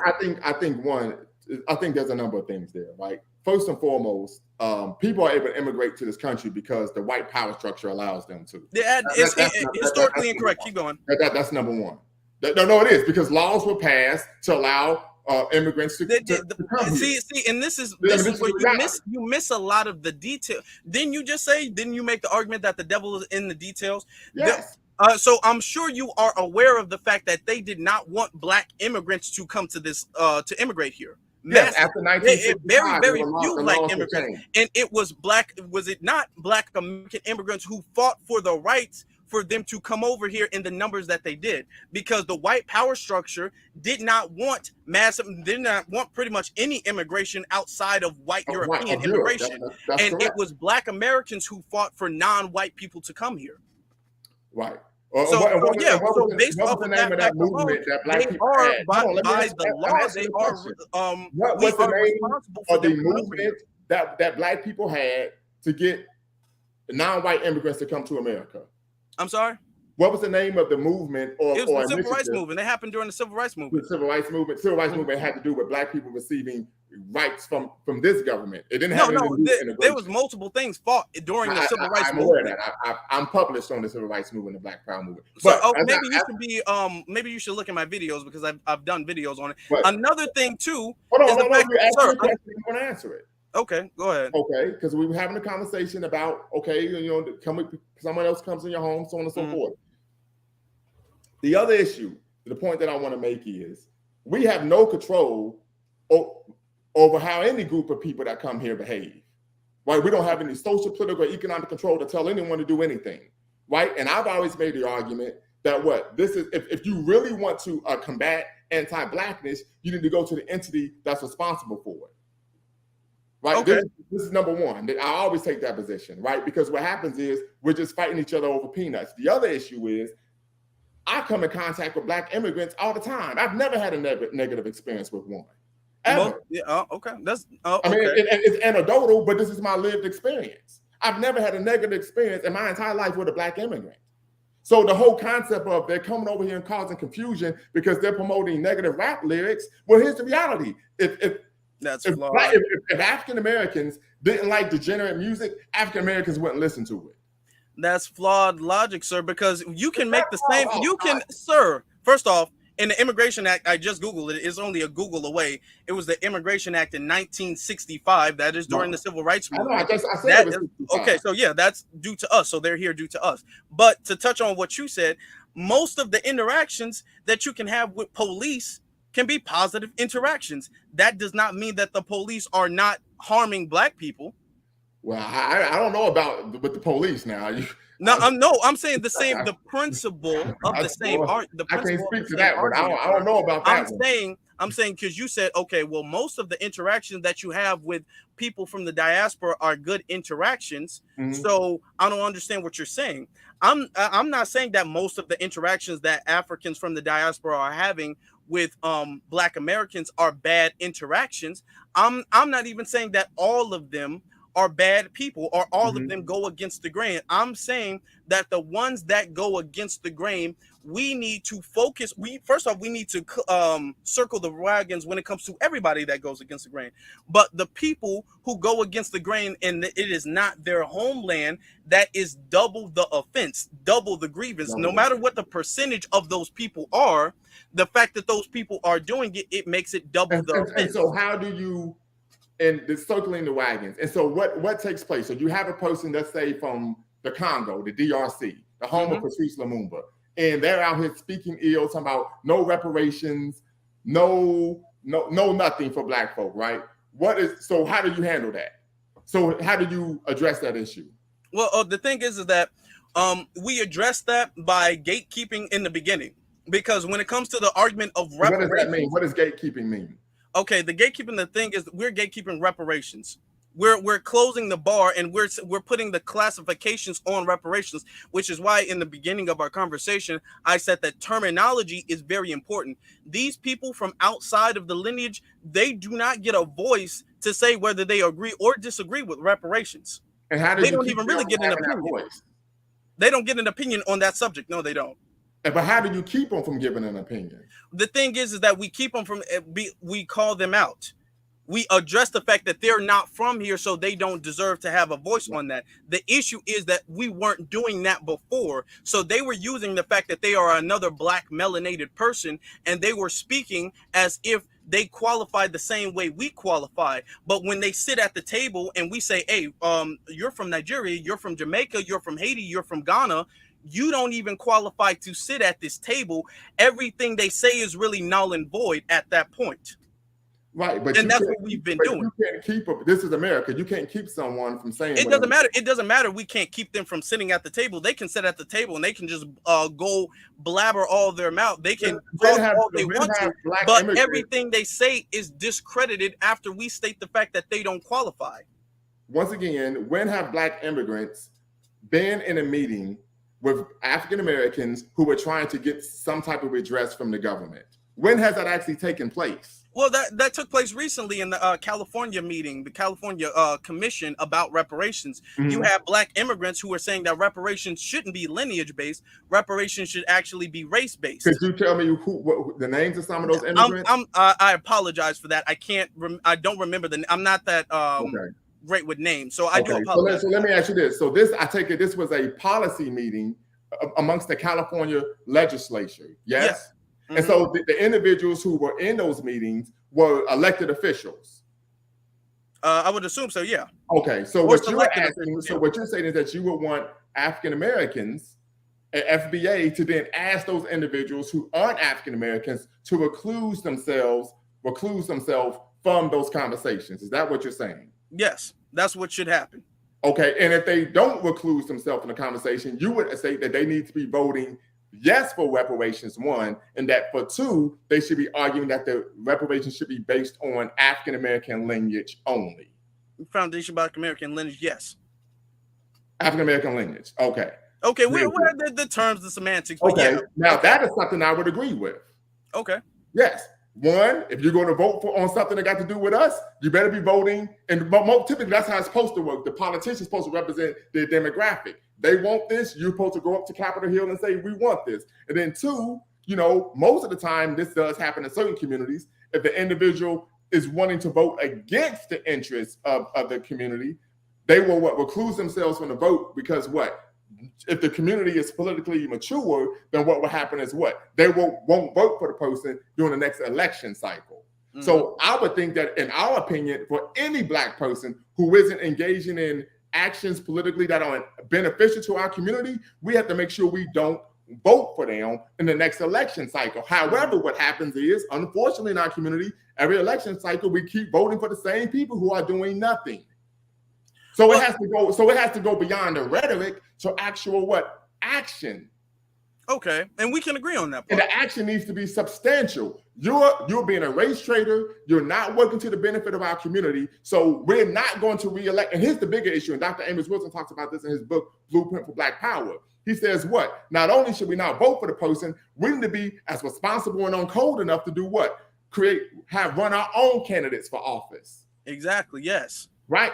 Organically, not somebody that came from some liberal think tank or some conservative think tank, mm-hmm. but our own candidates for office. That's when I could then take it serious. Okay, yeah, I fully agree. So we're going to take someone from our community organically, put them in a position to have a platform to get into office and then advocate this for our community.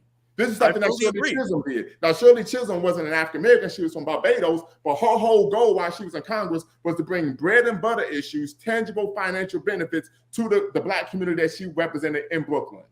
Okay, yeah. So that's something I can get with. Oh, so we agree on that part. Yes, but the only issue I have is that it isn't just black immigrants who are voted that are against reparations. There's a lot of black and African Americans as well. And so what I'm saying is that we have to do the same for both. For both of them. And here's the thing. I agree that there are FBA people who are going against reparations as well too. I've never, in this whole conversation, we've been talking for over 2 hours, I've never said that FBA are perfect. I've never said that FBA don't go against the grain or anything like that, or that we don't have our coons and sellouts within the community. My argument is that it is a higher offense. It's a worse offense. It's more egregious when you are coming to another person's country, when you are coming I'm not going to get into feelings because you can't. No. It's not about feelings. This is just the way every single country does that. Understand, but you can't legislate the feelings based on how. No, it's not about because the thing is that when we say, and this is, and I feel like maybe you're doing this accidentally, but I feel like you're being disingenuous with this. When we say you have people from the diaspora coming over here and they are harming the community, we say you would make the argument, okay, where are they? What are they doing? Where are they? I haven't seen it. And I travel the country, sir. And then when we say, okay, they're right over there, they're talking against reparations, that is harmful for the community. They're over there, they're saying all lives matter, that's harmful for the community. They're over there, they're saying we should pull ourselves up by our bootstraps, that's harmful for the community. They're over there, they're doing things degenerate, that's harmful for the community. They're over there, they're selling drugs, that's harmful for the community. They're over there, they're getting into politics, and they're elevating buffer classes and white people above black people, that's harmful for the community. And then you in retort would make the whataboutism argument. Well, they do that as well. What about them? And the thing is that you make that argument as if our argument was saying that FBA don't do that. Our argument is not saying that FBA does not do that. Our argument is saying that we also have to acknowledge the fact that there are other people coming over here that does that as well. And that needs to be addressed. Okay, well, you didn't answer my question about the buffer classes. Like you said that. So I'm sorry, what was your question? I didn't hear. What was your question? Yeah, immigrants are coming here and trying to create buffer classes? No, I said when they get into politics and they elevate the buffer classes, like the Asians, the Hispanics, and I'm crediting that to Barack Obama, who's non-FBA, and Kamala Harris, who's non-FBA. Well, that's been going on in America long before they got in office.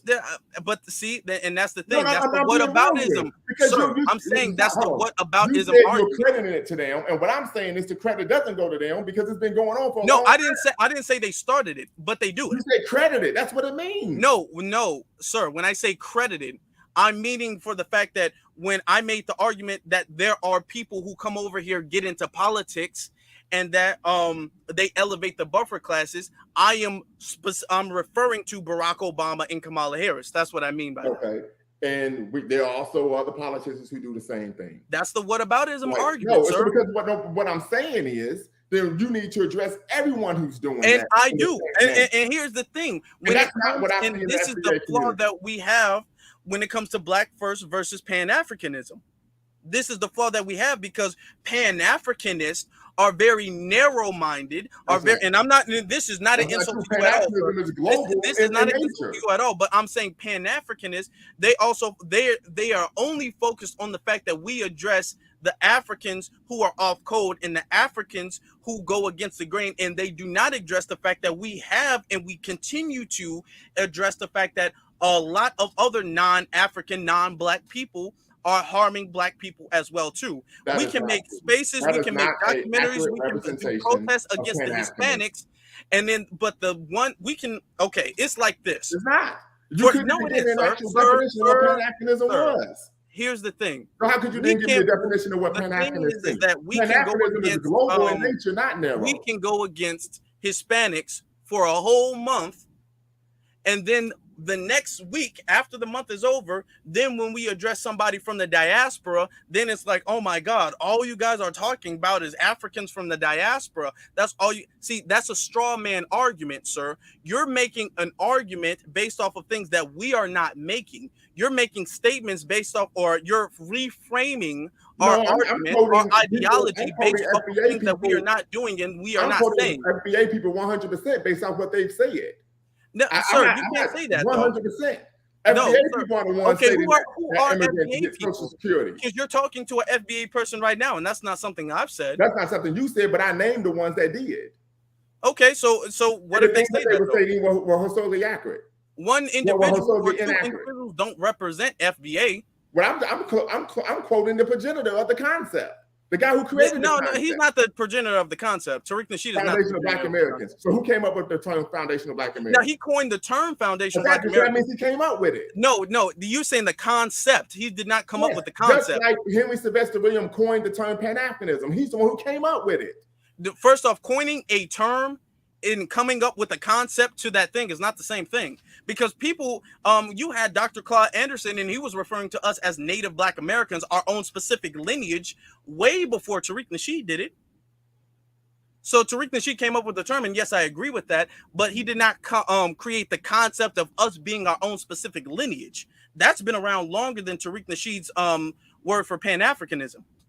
You mean? But my thing is this, is that you have Black people all around the world who do things that aren't against or that are against Black empowerment. And that's wrong. And it doesn't matter what type of Black person does it. It doesn't matter if they're FBA, if they're Nigerian, if they're Jamaican. It doesn't matter what type of people do it. If they go against Black empowerment, they are wrong. It's a problem. That's right. Now, yes, and we fully agree with that. The thing is that when you come to a land of another person, you have to acknowledge when you come to a land of a native person, then I'm not native to America. Yes, we are, sir. No, we're not. We were brought here. Malcolm X. Malcolm X has said we are native to this land. But and that's when Malcolm X was in the Nation of Islam, when he was parroting everything that Elijah Muhammad told him. Malcolm X. So you're saying that there were no Black people on this land at all? I didn't say that. I didn't say that. So then we are. However, the majority of Black people in America, came from the African continent. That's okay. What percent of the slave trade actually landed in North America? 4%. Some would argue 3%. It was 4%. People would argue. Okay, I would know because I had to take a class on this. I had to take a class. So I've done classes on it as well too. But okay, 4 and 3% is not that big of a difference. It's not that big of a difference. Okay, it's not that big of a difference. But if you are arguing that there were Black people already here, then what gives you the argument that most of the Black people, and even if they were. All right, so great. Let's go with the argument. Let's go with the argument. Let's go with the argument that all Black people came. Let's just go for the sake of the argument. Let's go with the concept that all Black people came from Africa. When we came to this land, based off of what the history says, it was in 1619, right? Well, actually, no. There's literature that shows that many African Americans came initially via the Caribbean in the 16th century, the 1500s. Well, to be honest, if we're going to be honest, there were Black people living in this land since 1526. Well, some people even argue, and that's been historically documented. That there were actually further than that, because actually, if you know anything about Mansa Musa, who's considered historically to be the richest man in the world, he was the emperor of the Mali Empire. His older brother abdicated the throne in the 14th century. We're talking about the 1300s to take a armada and travel to what is now known as the Western world. Okay. So you're admitting that we were here. Well, what I'm saying is there were Black people here before. However, the devil's in the details, right? So just because there were Black people here before, it doesn't mean that you could then claim that you were part of the people that were here before. You would have to trace your lineage. Okay, let's say this though. Let's say this. This is a reality. You just can't trace our lineage. Here's the thing. Here's the thing though. Let's say that you might not even be able to. You can argue it's difficult to trace your lineage of whether you were here before the transatlantic slave trade or you were here prior to the transatlantic slave trade. If your family members were here prior, but the thing is, hold on, my argument is America, the country. The United States of America, that wasn't a country until 1776. Right. So that means every Black person here who were here on this land building the country prior to America becoming a country are Aboriginal to the country by definition. Aboriginal. No, it's not. That's not. What does that mean, sir? But the second issue is this. What does that mean? Can you answer the question, though? Hold on. Let me make my point. Mm-hmm. The only thing foundational about America is anti-blackness and settler colonialism. That's what's foundational to America. That's what's foundational about America. Settler colonialism, white supremacy, and anti-blackness. That's not answering the question. Right. The second issue is I would never. My goal is black empowerment. I could give a damn about America. America doesn't give a damn about black people, so why would I give a damn about America? You're dodging the question. Seriously. Okay. So no, I mean, the question was what? What is Aboriginal? No, the question was if the origin of the United States of America was on July 4th, 1776. So that means July 3rd, 1776, it was not America. And then July 4th, it was America. That means the people who are here prior to it being America are native or aboriginal to America by definition of what those words mean. If that's what you want. But once again, no, I mean, I'm talking about the dictionary, the English language. Right. And what I'm stating is this. There's an actual African proverb that states that what? A log can stay in a river for an inordinate amount of time. It's never going to make it a crocodile. Right. So the reality of the situation is you have groups of people who leave their homeland for tens of thousands of years. Right. But I won't say tens of thousands, but for a significant amount of time, but they still hold on to their history, heritage, and culture and who they are. The other issue for me is this, and I think this is what is most important. Right. And as I stated before, for me, right, as a black person, as a person of African descent, I am very proud of my heritage as a person who comes from a lineage of the people who were the fathers and mothers of humanity and human civilization. That's where my lineage goes to. My lineage goes to what? Us building what? The greatest civilization of antiquity. My lineage goes to us being what? The wealthiest place in the world during the medieval times, in which what the book trade was more lucrative than the gold trade in West Africa. That's where my lineage goes to. My lineage did not start right here in the Western world. My lineage started, of course, as one of the fathers and mothers of humanity and human civilization. Can you trace your lineage to that? Actually, I did. Okay, well, that's great. That's wonderful. But the thing is that I look at lineage and I tie it with the fact that our culture had to restart pretty much during slavery. The argument that many people make and say, well, I'm Aboriginal, once again, but you haven't traced your lineage. So, okay, you're making claims, but you haven't traced your lineage.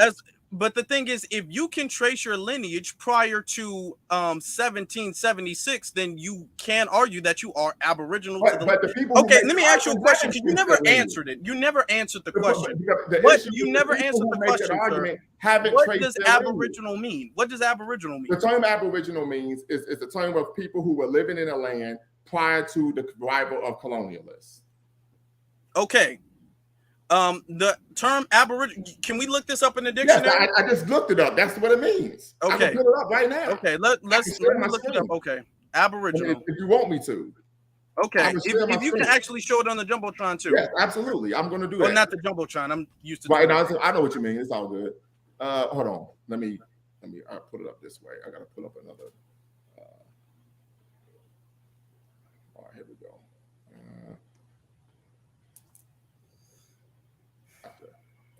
Boom. Booyah. Okay, now let me get to it. Share screen. Chrome tab. Bow. Boom. So there you go. It's right there. Aboriginal, inhabiting or existing in the land from earliest signs or from before the arrival of colonialists. Okay. So this is what I'm saying. No, sir, because you read the definition that you wanted to read. Show it one more time. Show the same definition one more time.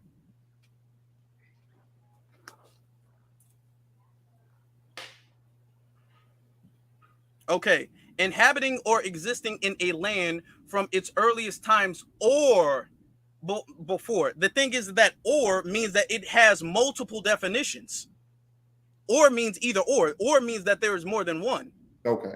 Once again, the claim that this is the issue. People are claiming to be Aboriginal, but they haven't traced their lineage to know if they actually are Aboriginal. And I would disagree with that. You should, before you claim to be Aboriginal, you should trace your lineage to stay. Yeah. So that shouldn't be an argument. You should definitely. But people do it all the time. How do you know that? Tariq Nasheed does it. How do you know Tariq Nasheed has not traced his? Sir, hold on. How do you know that Tariq Nasheed has not traced his lineage to that? Well, I'm gonna tell you why. I'm about to break it down. Okay, I'm gonna break it down. He went from one with melanated people. Then he was saying that we were Moors. This is what he was saying in Hidden Colors 1, that we were Moors. And here's the issue that I have with the term Moor.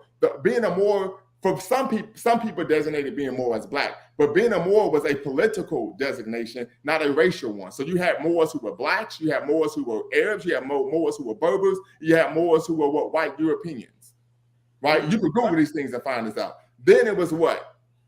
Went from Moors to what? We were what? Melanated people. Then we were Aboriginals. Then he was saying we were Native Americans. So it just bounces all over the place. I mean, you even had the same thing with the Nation of Islam, where 1 minute you're the tribe of Shabazz, which is something they completely made up. There was no such thing as a tribe of Shabazz anywhere in the world. Then they say you're the true children of Israel. Then they say what you're Aboriginal or Native to America. So which one is it? Okay, like whatever is convenient at the time, that's the claim that people make. I asked you how, because I asked you, you said in order to claim that you're Aboriginal, you should be able to trace your lineage back. Yeah. And you said Tariq Nasheed hasn't done that. And I asked you, how do you know that Tariq Nasheed has not traced his lineage back to? Well, I will make the argument that I don't believe he's traced his lineage back. Oh, okay, okay. Well, let me answer the question. Because every seemingly 2 years, he comes up with a different concept of term of what his lineage is. That's why I would make the argument. Tariq Nasheed has stated that his lineage isn't Aboriginal. Because I remember in the first Hidden Colors, and this is years ago, this is over a decade ago, Tariq Nasheed did state that we are as Foundation Black Americans, even though he didn't have that term back then. But he's been stating for years that we've been Aboriginal. So when has Tariq stated that we were not Aboriginal? Well, I just told you, and Tariq in Hidden Colors 1, he was stating that that black people were Moors. Well, that does not mean, first off, you can't be both. Moors came from Africa. Let's clear this up. Tariq Nasheed saying that black people were Moors is not him saying that we are not Aboriginal. You can't be both. Moors come from Africa. Okay. You can't be both. That's like me saying I'm from Brazil. With that argument, everybody in the world comes from Africa. If you want to make that argument, oh my God. If you want to make that argument, where did the natives come from? That's not. What I'm saying is that there were Moors here, and this is historical based. There's documents to prove this up. There were Moors here. There's been Moors here since 1526. There have been black people here since there were people on this land that we know as the United States of America now. And then there were black people who were brought here during the Middle Passage, during this transatlantic slave trade. These black people were all stripped of everything, were all qualified as you are all Negro slaves, you are all one group of people. So to say that, okay, we came from Africa, that's not incorrect, but you can also, like you said earlier in this conversation, multiple things can be true at the same time. We can also have lineage and ancestry that is tied to the Middle Passage, and we can have lineage and ancestry that is tied to people who are native to this land. And I would say this in the work that I've done, most black people who seek to claim that they're Aboriginal or Native American, etc., are engaging in a pseudo-scientific form of self-abnegation in which they're trying to distance themselves from their African heritage. This is in the work. Hold on, in the work that I've done, right? Okay. Particularly if you ever get a chance to study Black psychology, you find this. We even find this even going back on the continent where many black people who would adopt a Muslim faith would then try to claim that their lineage isn't in West Africa. It actually comes from the East. And they're talking about Mecca and Arabia, Saudi Arabia, so on and so forth, and trying to have some way, shape, or form, a closer relationship with, of course, the Prophet Muhammad. And Dr. Ali Mazrui even talks about this in his book, The Triple Heritage. So this is something that black people have been doing for a long time. The other issue is that, once again, the overwhelming majority, unfortunately, of black people in the Western world came here as a result of the transatlantic slave trade. Okay, and the thing is that when you state that as a fact, you're stating that as an absolute fact, not an opinion, not your hypothesis. You're stating that as a fact. So my thing is, if we know that based off of what you're saying, 4% of all of the slaves, based off the entire time frame of the slave trade, only 4% of those slaves actually landed in the North American continent, Mhm. how are you going to make the argument that a solid majority of them, a solid majority of the black people who built the country are those 4%? Are only those 4%. And mind you, those 4% didn't arrive at one time. I know Those that. It was a 4% constant. It were was a constant. going back in. Those a constant 4% was during influx. the entire time frame. Yes, So it was my a thing is, constant what influx. numbers do you have? Well, Because 4% if you're of saying it 15 as an million. absolute, sir, Hold what on, let me numbers answer the do question. you Just have answer to the state? question. Hold on, I didn't finish the question. What numbers do you have to state that that 4% is greater than the Aboriginal black people who were here prior? Is Can a you ask the solid question? majority greater? Right. Of the 15 million Africans, that was so in the study, when scholars study the transatlantic slave trade, the general number that is accepted in the academy in scholarship is 15 million Africans being ruthlessly exported from Africa and brought to the Western world. Of those 15 million, there's 4% is the number that is agreed upon, right? Of that 4% of 15 million. I hear 3% as well too, but okay. 4% of that 15 we'll million. go with 4% for the argument. 4% of that 15 million equates to roughly about 500,000 people. Yes, about 500,000. In fact, if you actually look at some census numbers from, of course, the mid 1800s, particularly about 1860, there was about 400 to 500,000 African Americans, of course, in America. And of course, the majority of us were living in what is known as the southeastern United States. Okay. So, but the point I'm making once again is. But how many were here prior? Once again, the point that I'm making is, if a person is going to make that claim, they have to be able to substantiate it. That's like me saying I'm Jewish. I need to be able to prove through my lineage that I'm Jewish. I can't just say it just because there were Jewish people living there. Okay. That's ridiculous. Okay, if you're going to make a claim that you are of a certain lineage, you must be able to substantiate it. Okay, and how are you saying that we do not substantiate it? Because no one's tracing their lineage. And how do you know that no one is tracing their lineage, sir? I haven't met one person in my entire life who has claimed to be Aboriginal that had traced their lineage. I'm waiting to meet one. Well, that's anecdotal, sir. I know that's it is. Very anecdotal. It's based on my lived experience, but I have never heard or seen of one. Now, what I do know, I've met some Black people who had Native American and they were part Native American and they had traced their lineage. And they was able to find, and they was able to prove that through tracing their lineage that they were part Native American, or part Cherokee, or part Miami, or part Seminole. I've met people who've done that. Okay. But I've never met anyone or even read of anyone claiming to be Aboriginal and been able to document their lineage as being Aboriginal. Okay, sir. That's the claim that I'm making. Okay, sir. And let's go back to the original argument. If this country did not exist, if the United States of America, and we're talking about history, and like I said, in the very first argument that I made in this whole debate, it was that terms are very important, terms matter. If this country did not exist prior to July 4th, 1776, that means the people who are here prior to July 4th, 1776 are Aboriginal based off of the definition that you showed to the country. So that means that even now you just made the argument. It says prior to the colonialist arrival. So colonialist arrived. It says or. It's not and or are very different words. Okay. Once again, what's your point? No, the people who are making this claim haven't traced their lineage. So how can you claim you're making that statement as an absolute because you haven't seen it, sir. You can't do that. That's disingenuous. Once again, do you claim to be Aboriginal? Yes. I claim that I have Aboriginal ancestry. Yes. Have you traced your lineage to substantiate that? Yes, I have, actually. You just said that you didn't. You just said 20 minutes ago that you hadn't traced your lineage. I said I had. When did I say I had? Yes, you did. 20 minutes ago, you said that you personally had not traced your lineage. That's what you said. I did not say that. I did not say that. Yes, you did. No, I didn't. So when did I say I hadn't traced my lineage? So you've traced your lineage to prove that you are Aboriginal.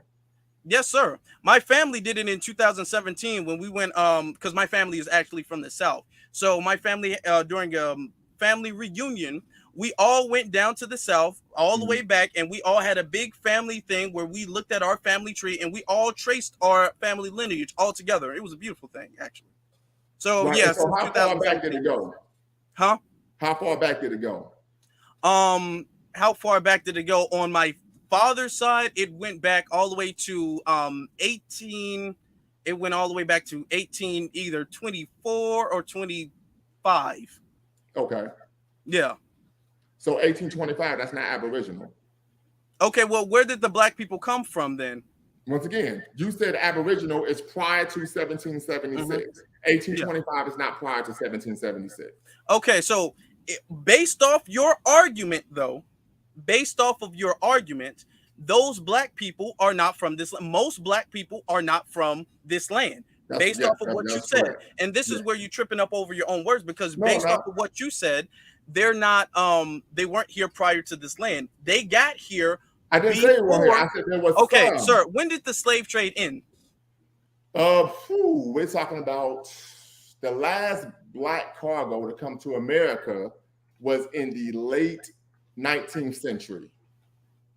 And that's actually a book on it written by Zora Neale Hurston. Shout out to Zora Neale Hurston. But here's the thing, most in a solid majority of the slaves did ended. Slave trade really slowed down. It peaked and it really slowed down at 1865, historically speaking. Now, there might have been very few slaves that came here after that, but it was illegal at that point. So that means majority of the slaves that came here prior to you can Google this, prior to 1865 have been here from the beginning. Wait, that makes no sense. That the majority of slaves that came here prior to 1865 have been here from the beginning? That makes no sense. Okay, that's why. How could they be here from the beginning if they just came from somewhere else? Okay, if you're saying that, okay, let me rephrase that. That makes no sense. I made a mistake. I made a mistake. If you are saying that, when did you say slavery ended, or the slave trade ended? I said in the late 19th century. Okay. But it was illegal. It was illegal, though. It was illegal, and most slavery in the slave trade, really stopped around. Well, you asked me when it ended. I'm telling you, it's documented that the last black person. It does, sir. That does not matter. Sir. I'm saying you can take that 1% and say the 1%, it didn't completely 100% stop until that point. But I'm saying for the most part, it was over. For the solid most part, it was completely over by that time.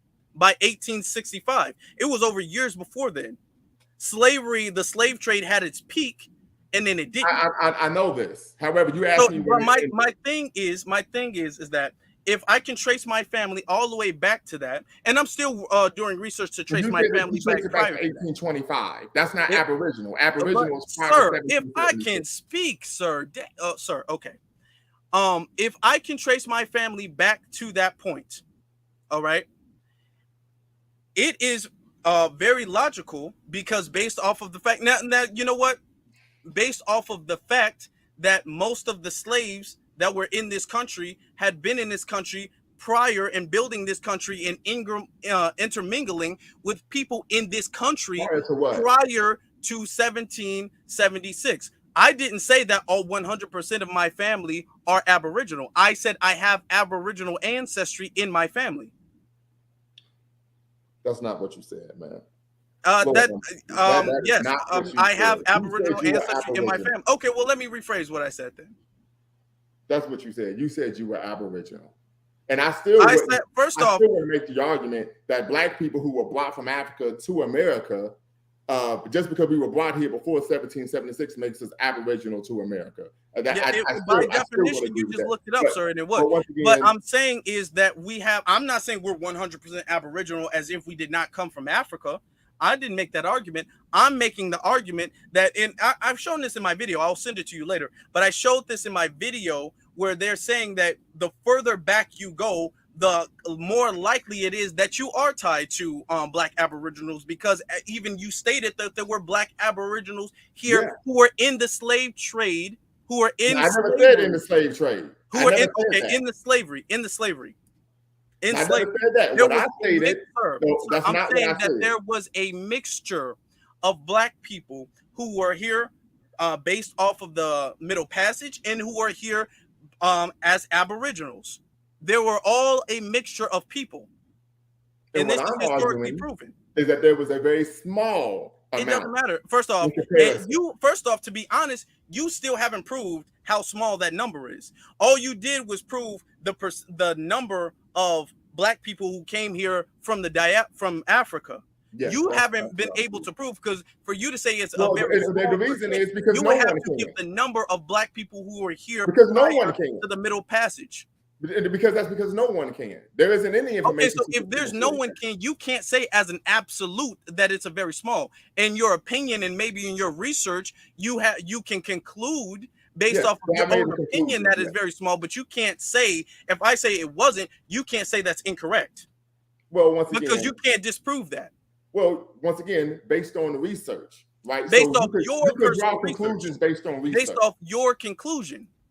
Right. Based off of your conclusion. Based on you can't research. say that it isn't. I mean, if I say based off of my research that majority of us were here prior there was not a majority of us, no. If I say that, you don't have any number or data that debunks what you stated.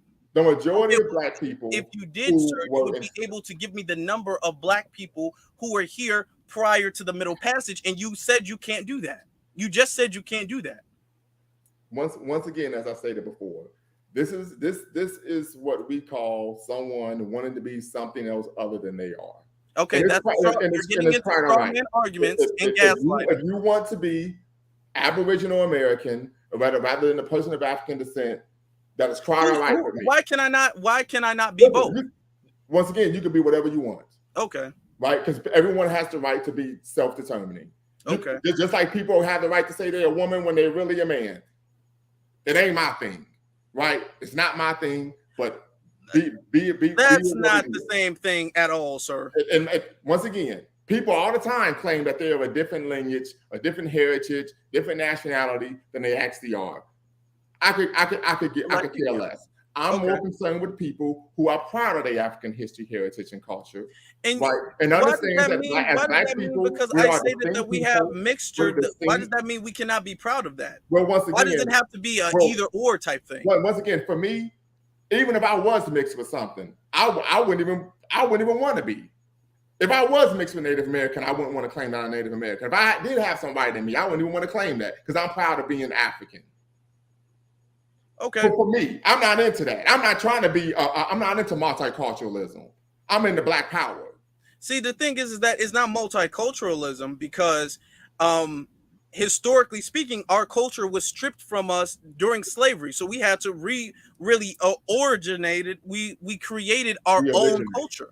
Well, actually, our culture is very unique. I'm not saying that our culture is Native culture or our culture is African culture. Our names are stripped from us.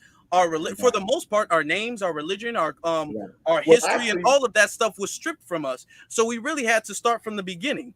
We really had to start as our own ethnic group, as our own lineage. Actually, we don't. For the most part, yes. I do agree with African Americans being we are a distinct ethnic group of African people, just like Black Haitians are a distinct ethnic group of African people, and Jamaicans are an ethnic group of African. I do agree with that. However, if you ever study African American history and culture, what you will find is there are a number of forms of African culture retention in African American culture. In fact, the first book that was even written on African culture retention, of course, in the Western world, was written by Melville J. Herskovitz, entitled "The Myth of the Negro Past." Right. Okay. So there's an actual whole swath of scholarship on African culture retention in African American culture, and that's a beautiful thing. And nobody is trying to strip away your Africanness. Nobody's trying to strip that away. Nobody's trying to. You can't strip it away from me. I'm not saying that I'm not connected to Africa whatsoever. My DNA is not connected to Africa whatsoever, or even the culture is not connected to Africa whatsoever. But the thing is, we have our own very unique things, our very unique culture. Just because we can trace our ancestry back to Africa does not necessarily mean that we are not our own unique people. We are a people who are here and created our own land of people. We cultivated the own land of people. We fought for this country would not be here, and you can't even really argue had it not been for our people. So this is the land of our people. nah, this ain't I don't want to have nothing to do with this place. To be quite honest. Okay, and I'm saying this, and actually, unfortunately, foolishly, as when I was a young man, served in the military, and I never was patriotic, and I served in the military. Okay. Right, and I remember somebody asked me when actually this was years later after I got out the military, and somebody had asked one of my coworkers, a white coworker, was like, "How do you feel about Kaepernick?" We had to go to some conference, so we ended up having to get lunch at some restaurant. And I said, "Man, you don't really want to know my answer." He says, "Yes, I do." I said, "If you ask me, he's late to the game." I said, "Right? You asked me, he's late," because I said I've never stood for the flag. I've always sat down, even with no matter what sporting event I was at.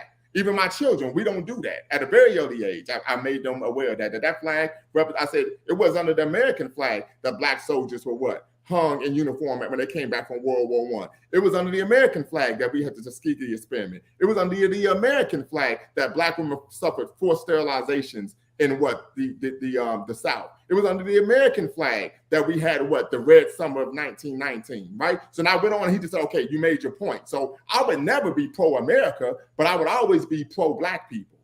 Okay. But I would never be pro-America. I'm not going to argue with you on that part. Yeah, that's just not my thing. You talking about America, you can bump it. Now you talking about black people coming together, building institutions to benefit us politically, socially, economically. Oh, I'm down for the cause 100%. Okay. 100%.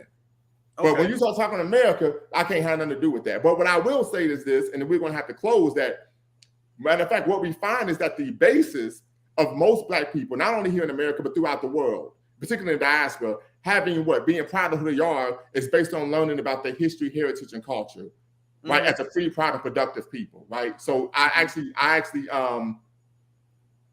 do a lot of work, outreach in jails, prisons, even in community centers. And I remember I was actually at a school in Cincinnati, and these are supposed to be troubled youth. I came in to speak during a detention, and the young man asked me, "Sir, I know we're supposed to be talking about getting good grades and stuff, but I got a question." I said, "Go ahead." He said, "Why didn't we fight back during slavery?" So I said, "Actually, we did. There were over over 300 documented slave revolts. There were over 500 documented shipboard erections. Selections and shipboard revolts." So I said, these things happen, but what? Because of the educational system, you're not getting this education. So one of the things we did in my hometown of Dayton, Ohio, is that we created a Juma Moshe Shule, also known as a Saturday school. So kids could come Saturday morning, 8 to 12, and get an African-centered curriculum that taught them the truth about not only our contributions to humanity and human civilization, but also that we always fought back and never acquiesced or ascended or acquiesced or surrendered our humanity, right? And so many people would even argue that when we look at the French Revolution, right, it was based on what black people here in the Western world always fighting back, right? So that's the position that I come from.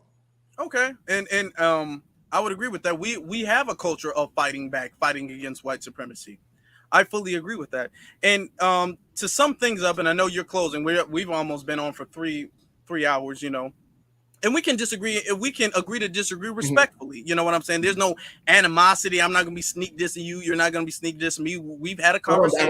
I don't do that. Yeah, we had a conversation. I may overtalk people. I overtalk people, but I don't do the calling people names. Yeah. I'm not into that. It's not, and respectfully, and this is what I'm saying about Foundation Black Americans. We've agreed that we have our own unique ethnic group. Okay. That's always been the case. Yeah, and it is. And we've polished the term up from African American to foundational Black American. Okay. So it's really, now whether you agree to use the term or not is really the same. We are the same people that you would identify as African American. Now, I feel like the argument that we had talked about is about B1 versus Pan-Africanism. Okay. Is as a Black first person, I put my Blackness, the race of myself, not the ties to Africa necessarily, but the race of Black people around the world. Because I know that Pan-Africanism isn't based on ties to Africa. Pan-Africanism is based on Black empowerment globally. I told you that in the first 5 minutes. But no, here's the thing. You said that, but that's not what modern Pan-Africanism represents. I would have to. You are talking about the origins of Pan-Africanism, and if the origins of Pan-Africanism is Black first, then that means that it's just more. It's more. I don't want to say conclusive. it's just more efficient to use the term black first. It creates less confusion. In And your as I opinion. was stating in the beginning of the conversation, is that in the words of Neely Fuller Jr., which I'm sure you know who that is, but Yeah, in the words of absolutely. Neely I have his book. okay, yeah.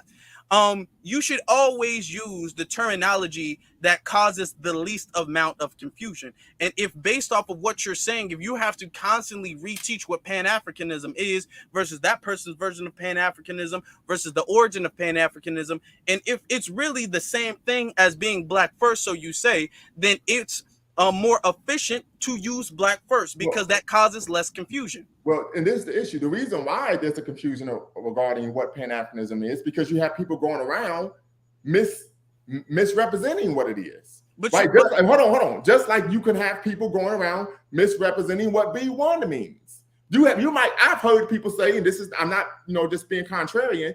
There's been people going around saying B1 actually means brown first. I know that's not what it means. You see what I'm saying? So it's not based on that there's confusion or it's hard to understand what it means. It's because people are going around, and I would even argue oftentimes purposely, were promoting misinformation.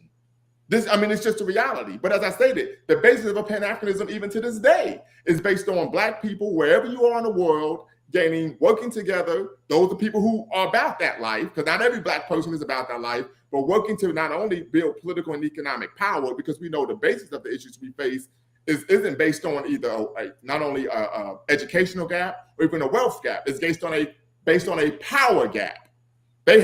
We are powerless to stop these nefarious anti-black entities from doing harm to us in the multitude of ways that they actually do it.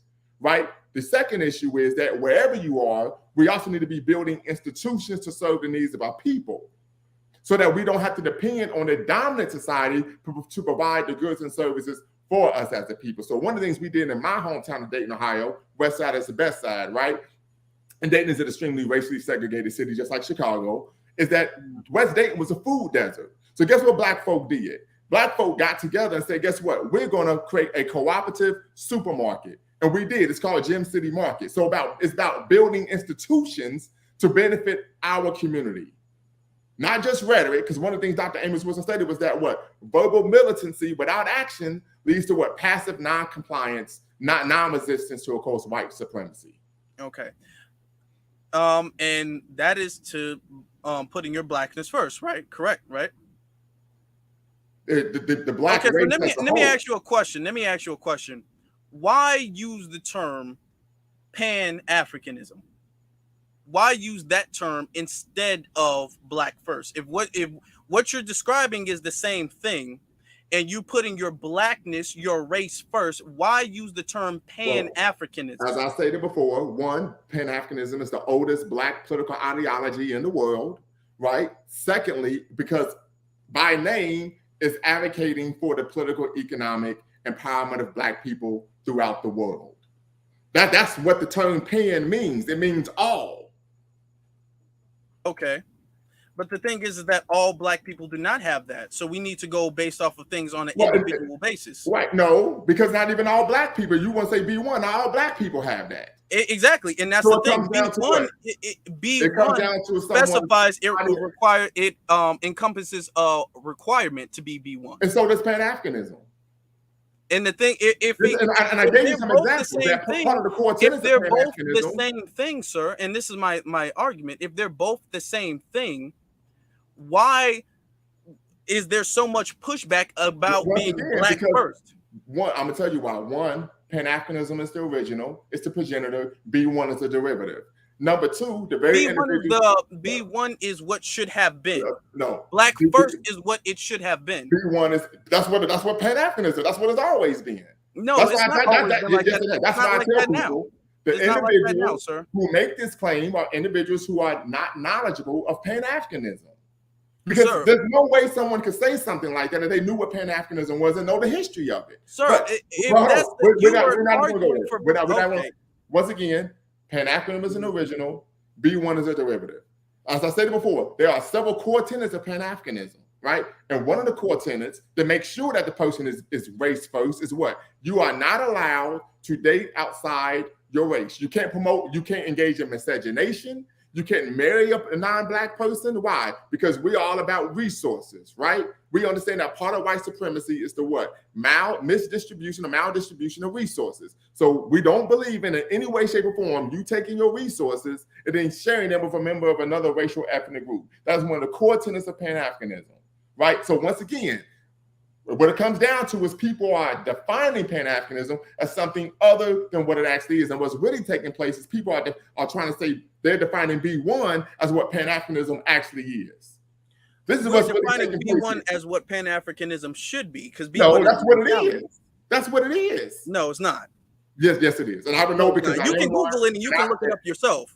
And I've been part of numerous Pan-Africanist organizations, and if you join and the issue with Pan-Africanism and the issue with Pan-Africanism as well, which is why a lot of people are pushing back against Pan-Africanism, is because there's fundamental flaws that a lot of Pan-Africanists do not like to see, like the fundamental flaws of nitpicking what Black Americans do as opposed to what other people do in the diaspora. That's not an like issue you did in this very conversation, sir. That's the fundamental flaw of not acknowledging the fact that Black people are Aboriginal, which is disrespectful. No. Those are fundamental flaws of Pan-Africanism that people are pushing back. The flaw of Pan-Africanism, the fundamental flaw of Pan-Africanism, and I can speak on this because I actually have a published paper on this. The fundamental flaw of Pan-Africanism is that it promised very much but delivered very little. That's the fundamental flaw of Pan-Africanism. There was an expectation that due to what? Pan-Africanism coming to the forefront in the 1960s as the vanguard of what? Black resistance to white hegemony, that Black people globally will reap the benefits of political and economic what? Self-determination. And that didn't happen. That's the fundamental flaw of Pan-Africanism, not because some individuals say this person did this and this person did that. That's the fundamental flaw of Pan-Africanism. And I can state this because I'm a published author on the subject matter. Okay, and here's the thing. You're doing all of this damage control for Pan-Africanism. That's not necessary. Damage control when is you not, Google, it's not here's the thing, sir, things that aren't true. When you Google Pan-Africanism, I can show you what Google says. When you Google Pan-Africanism, it says Pan-Africanism was the attempt to create a sense of brotherhood and collaboration among all people of African descent, whether they lived inside or outside of Africa. The thing is that Black first is not based off of Africa. It is based off of the race. Neither is Pan-Africanism. Pan-Africanism is based off the race. We're African people. You know that it is difficult to market that when it literally says Africanism. Every Black person. That's what we are. Black people are African. You can argue that Latinos are African too. You can argue that a lot of people are African as well too. See, that is the thing. I know some Afro-Latinos, and they are very. You can argue. First off, you can argue that a lot of people are African or have ties to Africa. You can't say that we all collaborate just because we have Black Africa, sir. And you have a lot of Black people who make the argument that they're Black. So what's your point? You say that one more time. Yeah, and you have a lot of Black people who make claims that they're Black. So what's your point? You have a lot of Black people who make claims that they're Black. I mean, you have a lot of people who make claims that they're Black as well. Just like you said, there's a lot of people who make claims that they're Africa or tied to Africa. But once again, no. But the thing is that you have legitimate claims. You can have a lot of legitimate claims that a non-Black person can say he has. Sir, hold on. Sir, Black empowerment worldwide. If you want to make that into something else, I'm talking about the confusion and why Black first is the more efficient way to go about it. Because I'm saying you have a lot of people who can say, a lot of non-Black people who can say, I have ties to Africa, and they would be historically correct. Based on race. Those people can't say, I am Black though. Just because you have ties to Africa does not make just because you have ties to Africa does not make you a Black individual. People do it all the time. T. Thomas Fortune was an octoroon, and he was Blacker than me and you and I put together. Okay. So what's your point? Because what it comes down to, part of Pan-Africanism is based on, of course, that you are actually racially Black. But the other aspect is that ideologically, you are for Black power. Mm-hmm. This is the reality. And you can be for Black power and be for Black first. I'm not getting the pushback against being Black first. It's just more efficient it sounds like your opinion is more efficient, but part of the reason, and this isn't doing damage control. No, it's not my opinion. I'm saying that you're doing It is your opinion. Because the problem is people go around stating things about Pan-Africanism that are inaccurate. And then when I say that's not true, you say I'm doing damage control. That would be like somebody coming to me and saying Bakari Lumumba stabbed a woman when he was 14 years old. And I say, no, I didn't. Or Bakari's doing damage control. It's not damage control. The person saying something that isn't true. Sir, I am saying you do not have to do that at all with Black First. It's just saving more time. It is just more efficient. It is a more efficient term. In your opinion. Based off of what you're saying, they are exact same things. I don't know why you're getting in your feelings about Pan-Africanism. I'm not getting my feelings. What I'm stating is that once again, you are making an argument that is factually false. No, I'm asking like, the question, again, and you can't really specify why. Because the thing is that when you Google Pan-Africanism, once again, you stated the claim you made about the fundamental flaw of Pan-Africanism is false. There are fundamental flaws of Pan-Africanism. I wrote a whole damn master's thesis on it. But the fundamental flaw of Pan-Africanism isn't because, well, one group highlights what they highlight what one ethnic group of Black people do and not the other. Most Pan-Africanists, not Pan-Africanism, a lot of Pan-Africanism. The flaw of Pan-Africanists in Pan-Africanism is that it's an ideology that promised so much but delivered very little. That's the flaw. Like with anything, if you have any type of ideology, any type of movement, and you state we're going to be able to do X, Y, Z, and you aren't able to actually do it, people are going to have a problem with that. If I told my kids, hey, we're going to the Cedar Point amusement park and we're going to ride the tallest roller coaster there, and then we don't go, that undermines me because I said we're going to do something and it didn't come to fruition. That's the fundamental flaw of Pan-Africanism. But we have to go. Thank you all who were part of the conversation, who commented in the comment section below. Until next time, y'all know what to do. Bet on Black. Peace. Okay.